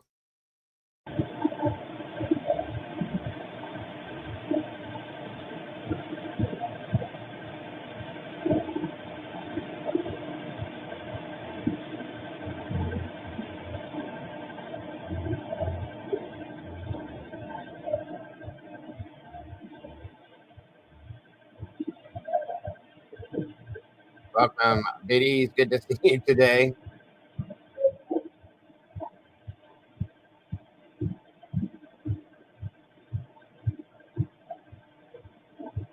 Weird sound. Guys, make sure you go check out Master Nature's channel. It's very entertaining, the things that he puts out on his channel. You will not be disappointed. There's the link. Thank you to Miss Rach. Appreciate it very much. Welcome to the family, D-Dog. Appreciate you very much for joining the sauce as well. Another meatball jumping in. Appreciate you all very much for that. It does sound like bass, SRB. Welcome, Judy. Good to see you today.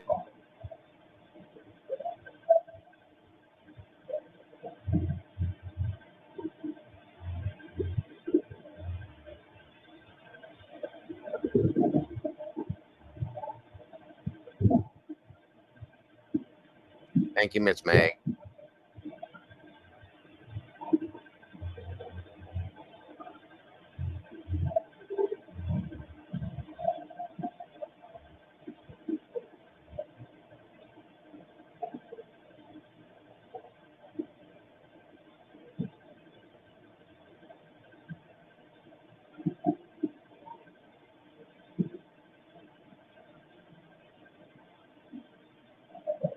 Welcome, Kara.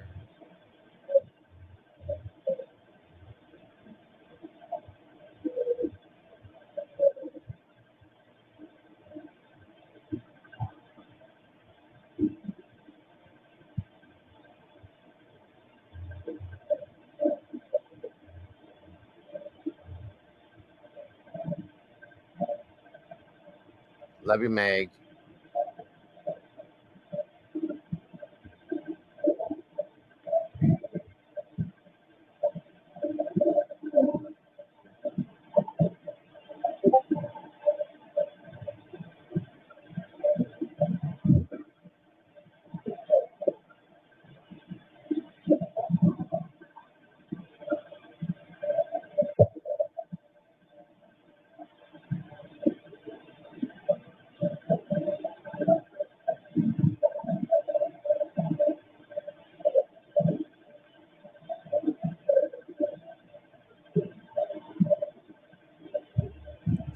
Thank you, dog.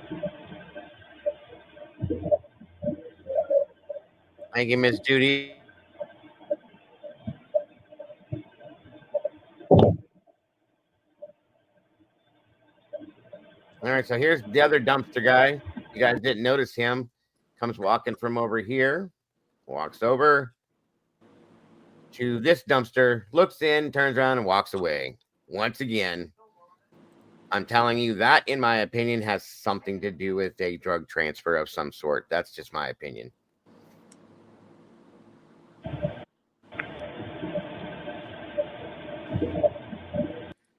And it almost looks like he's coming possibly from the Linda Lane dumpster down Queen Road, walks over the dumpster, looks, and heads on back out. Strange how that happens, right? You got the same thing happen in two different dumpster locations. Do we know if Or that he put happened something in there, like Wild said. Yeah, Senor Watts says you can hear a thunk when he walks over to it. Which, Yeah, by the way, just so you guys know, the timing's off on this, guys. Like, something will happen that would make a noise, and then you hear it 3 seconds later. It's weird. Okie dokie, Lisa, good to see you. George Stewart, welcome to you. Moonlit Baby, great to see you. The whole thing is very strange, folks. I'll just say that much. Dago, I have a question. You know Santa Claus seen this footage. Say again? You know Santa Claus seen this footage. I would imagine, yeah. How did he... see, there's where I get a little confused, because I'm like, they can't be that stupid. But you go for Brian Kohberger. There was somebody above Brian Kohberger on December 5th, but that's, redacted. And then you have Brian Kohberger. Speaking of that, I got something else I'm going to show you guys today, too, here in a minute. In relation to that, too, Diane. You'll see this here in a minute. Thank you to Lucy.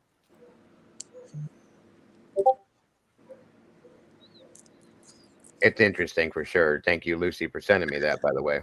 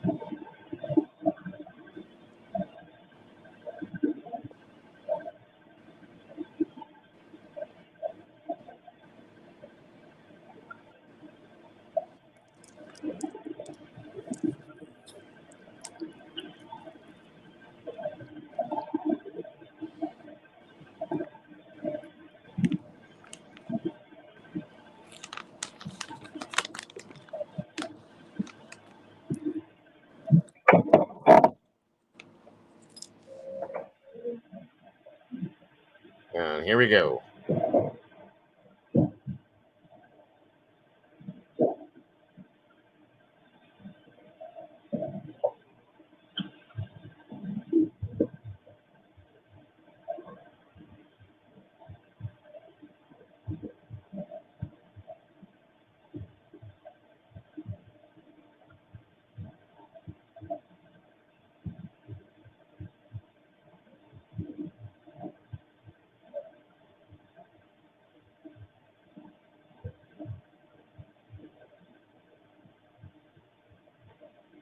I do believe so, Miss Tandy.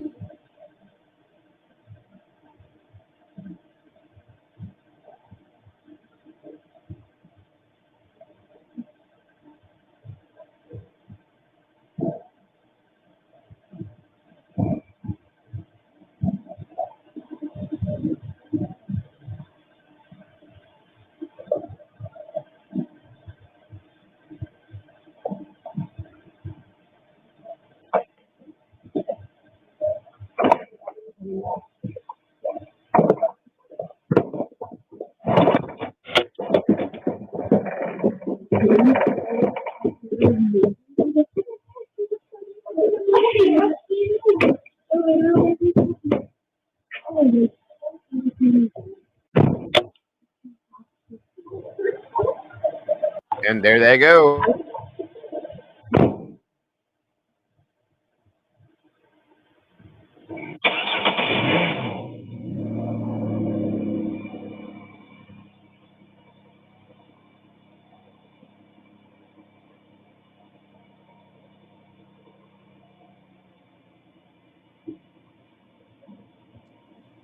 They sure don't, but I'm telling you, there's no way that they didn't hear all that noise. No way in hell, in my opinion.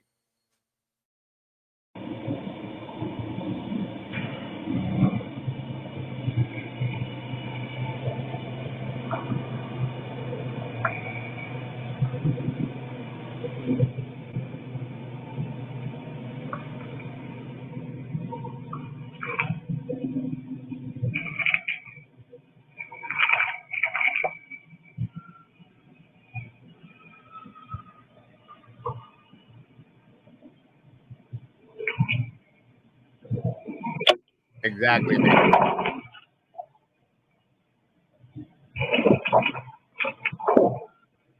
They're both leaving at 3:30 in the morning.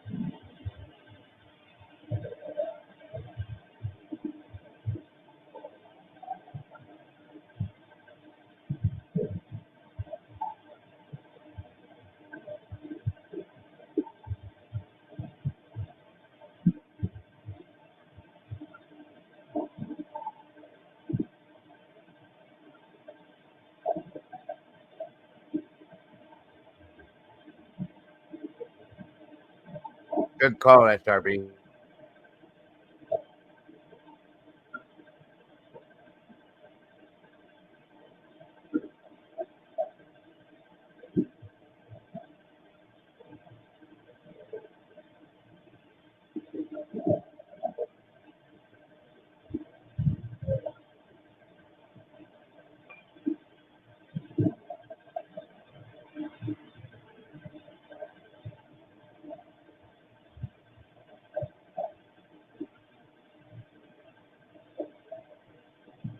Good call, Senor, and good catch, bro.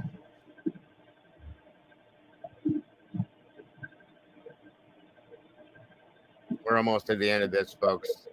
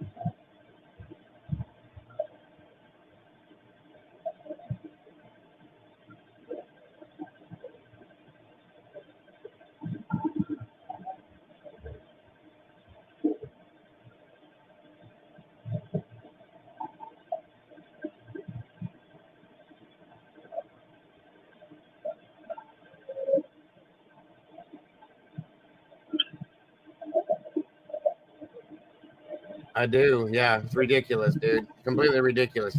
Again, just to give her a hard time, you know. That's it, everybody. I've come to the conclusion Brian did this, and I'm done.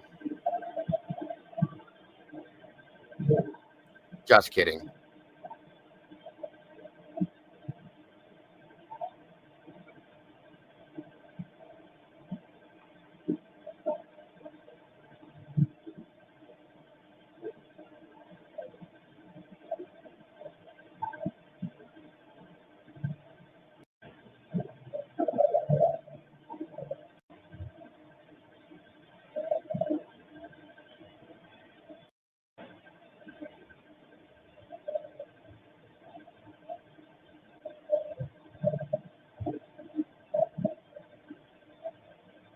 There's a car coming.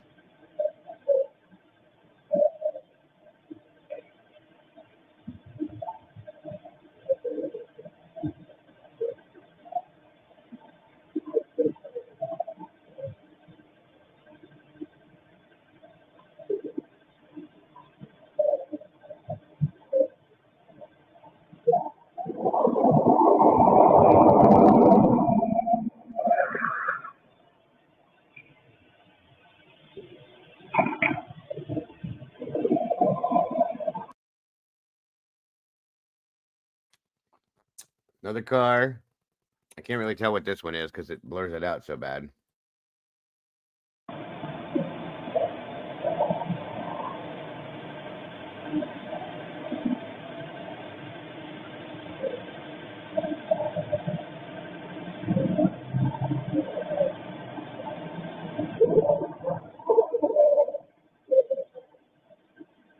Nothing at all connected to Brian Koberger.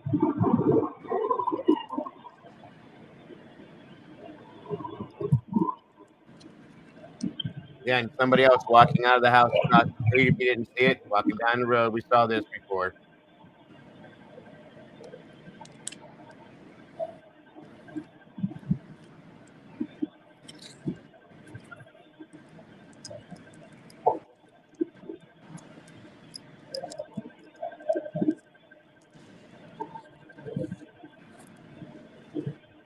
I don't believe so, lady.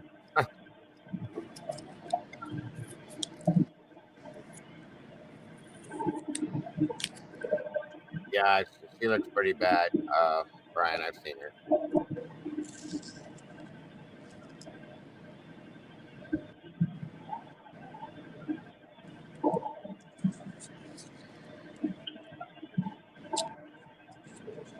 Good info, Senor. Thank you, sir.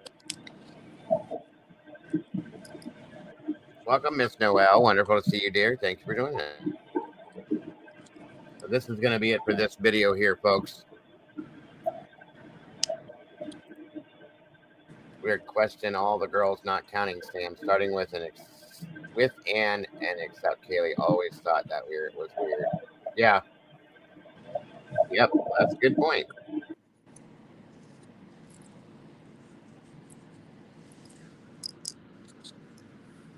Okay, so that is 2:25 to 2:35 a.m. with all sorts of nuggets in there, folks, which makes me feel like I think the timeline may have been found finally. So at least it sounds like it. Murky's in the house. Good to see you, Murky. Oh, Lord, that will be out of context and everywhere by tomorrow, right? I'm sure. Eric Gower is the doppelganger for Tyler Robinson of the Utah assassination of Charlie Kirk, or at least the cast crisis actor. Take a look. I've seen Creamy. I know. You're right. It's a weird combo of people that just match up in that sense. It's very weird. Barista is most come to copy. Okay, got you. One other thing I wanted to share. We've been here almost 4 hours, so you guys have probably had enough of me, but I do want to share this before we get out of here. Thank you to Miss Lucy. Give you guys something to think about when you take off here. And then I will, if I can get them to come and join me shortly, my mods, I would love to have you speak with me for a little bit. Please, if you're not super busy. I know it's the weekend and you guys all have lives, but just for a short period of time, if you don't mind. And if you can't, then, well, so be it. No worries. Understood. Hold on, you guys. I'm trying to get this to fit in here the right way. Just a minute. What did I just do? I'm hitting buttons again, everybody. Can turn into a dangerous situation. Oh, wait a minute. All right. Now, let me try this again because this did not work the first time.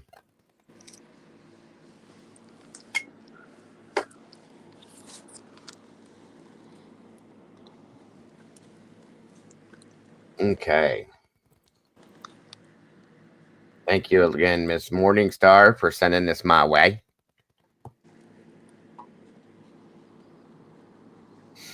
Here is what ISP has to say on the ISP lab document from December 5th of 2022. Hold on. I think I made it too big and therefore it will not fit right.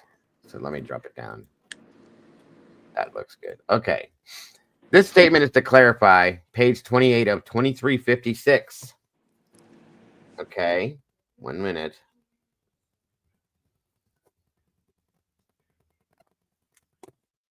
Of the records release and the forensics documents released as of October 31st, PDF available on the ISP website. Our Idaho State Police Forensic Services Laboratory Information Management, the IMS system, is programmed to normally print a PDF to the database based on the case file information available when the evidence is received in the laboratory.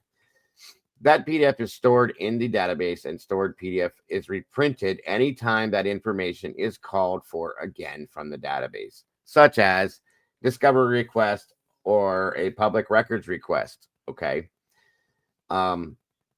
Unfortunately, that print to PDF storage in the database did not happen in this specific submission. Our laboratory information management team has confirmed via the database date and timestamp that the name Brian Koberger was added to this request on January 5th of 2023. Because the documentation for the public release of this information was printed recently, the print to PDF function pulled information from the database that was not part of the record on December 5th of 22. Had the record been generated before January 5th of 23, no suspect name would have appeared on the document. The information provided is accurate overall, but does not reflect the limited information that ISPFS had at the time of the original submission. So, that's a little food for thought, y'all. Just saying. Interesting. Very, very, very interesting. And I'll tell you guys that they say that the I pointed something out to you guys. Where was it that I did that? I can't remember. But again, Lee points out from Devil's Advocate about the December 19th, 2022, it's being in the, first time we heard Brian's name, blah, blah, blah stuff. Again, guys, food for thought. Thank you, Fizzy. I see it. Just saying, guys, it's crazy stuff. And we're going to get into that again when we have a little more time. We're going to delve into that stuff again. So, guys, make sure you guys go check out the Devil's Advocate channel and see what Lee's got to say. DA just sent a certified letter for them to explain exactly what they are talking about. Agreed. Good for him. Good stuff. I can't wait till Lee joins us back here again. Maybe we'll talk about that then and what the outcome is. So there it is, guys. I mean, we got a lot to think about, a lot to process. And we'll be coming with more here real soon. And again, I want to make sure everybody, there's Lee's link right there. Make sure you guys subscribe to Devil's Advocate and hit that like button, notifier over there as well. Thank you, Busy. And again, thank you to Julez of All Trades, or Julez True Crime Reaction. She changed her name. I keep going back to her old name.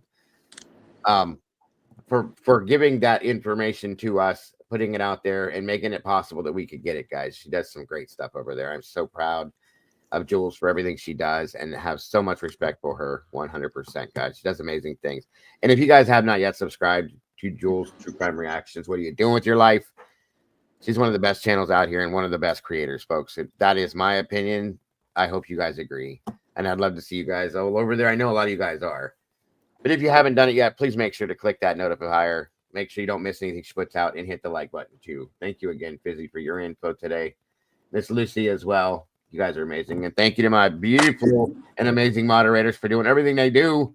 Because I couldn't, wouldn't, nor shouldn't ever try to do this without any of them. And thank you again to all of you for being here, guys. And once again, if anybody had donated to the channel, thank you so much for that in any aspect, because I absolutely appreciate that more than anything. That is what keeps us going.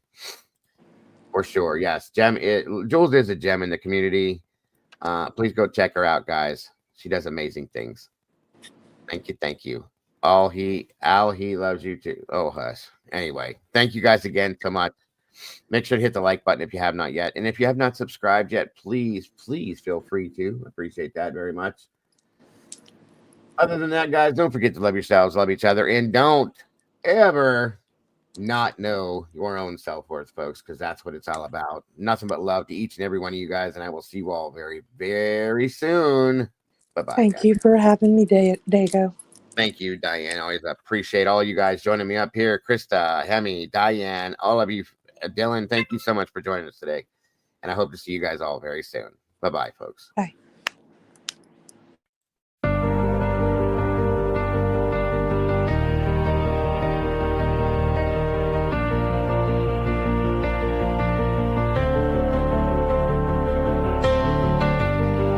The coffee's cold, the final stain.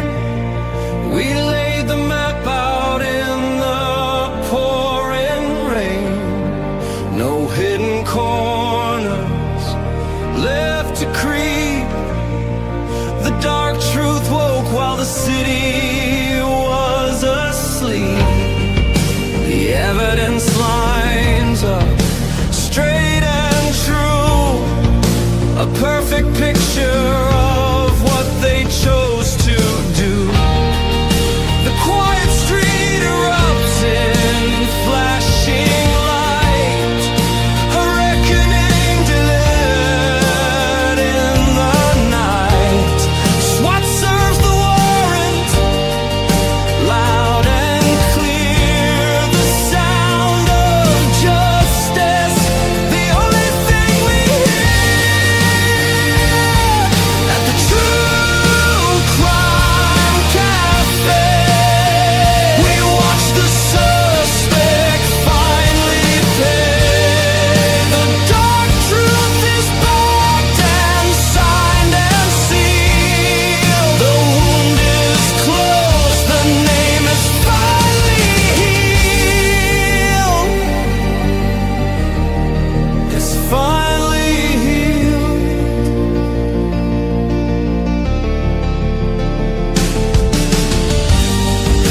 The cafe's empty, closed for the night.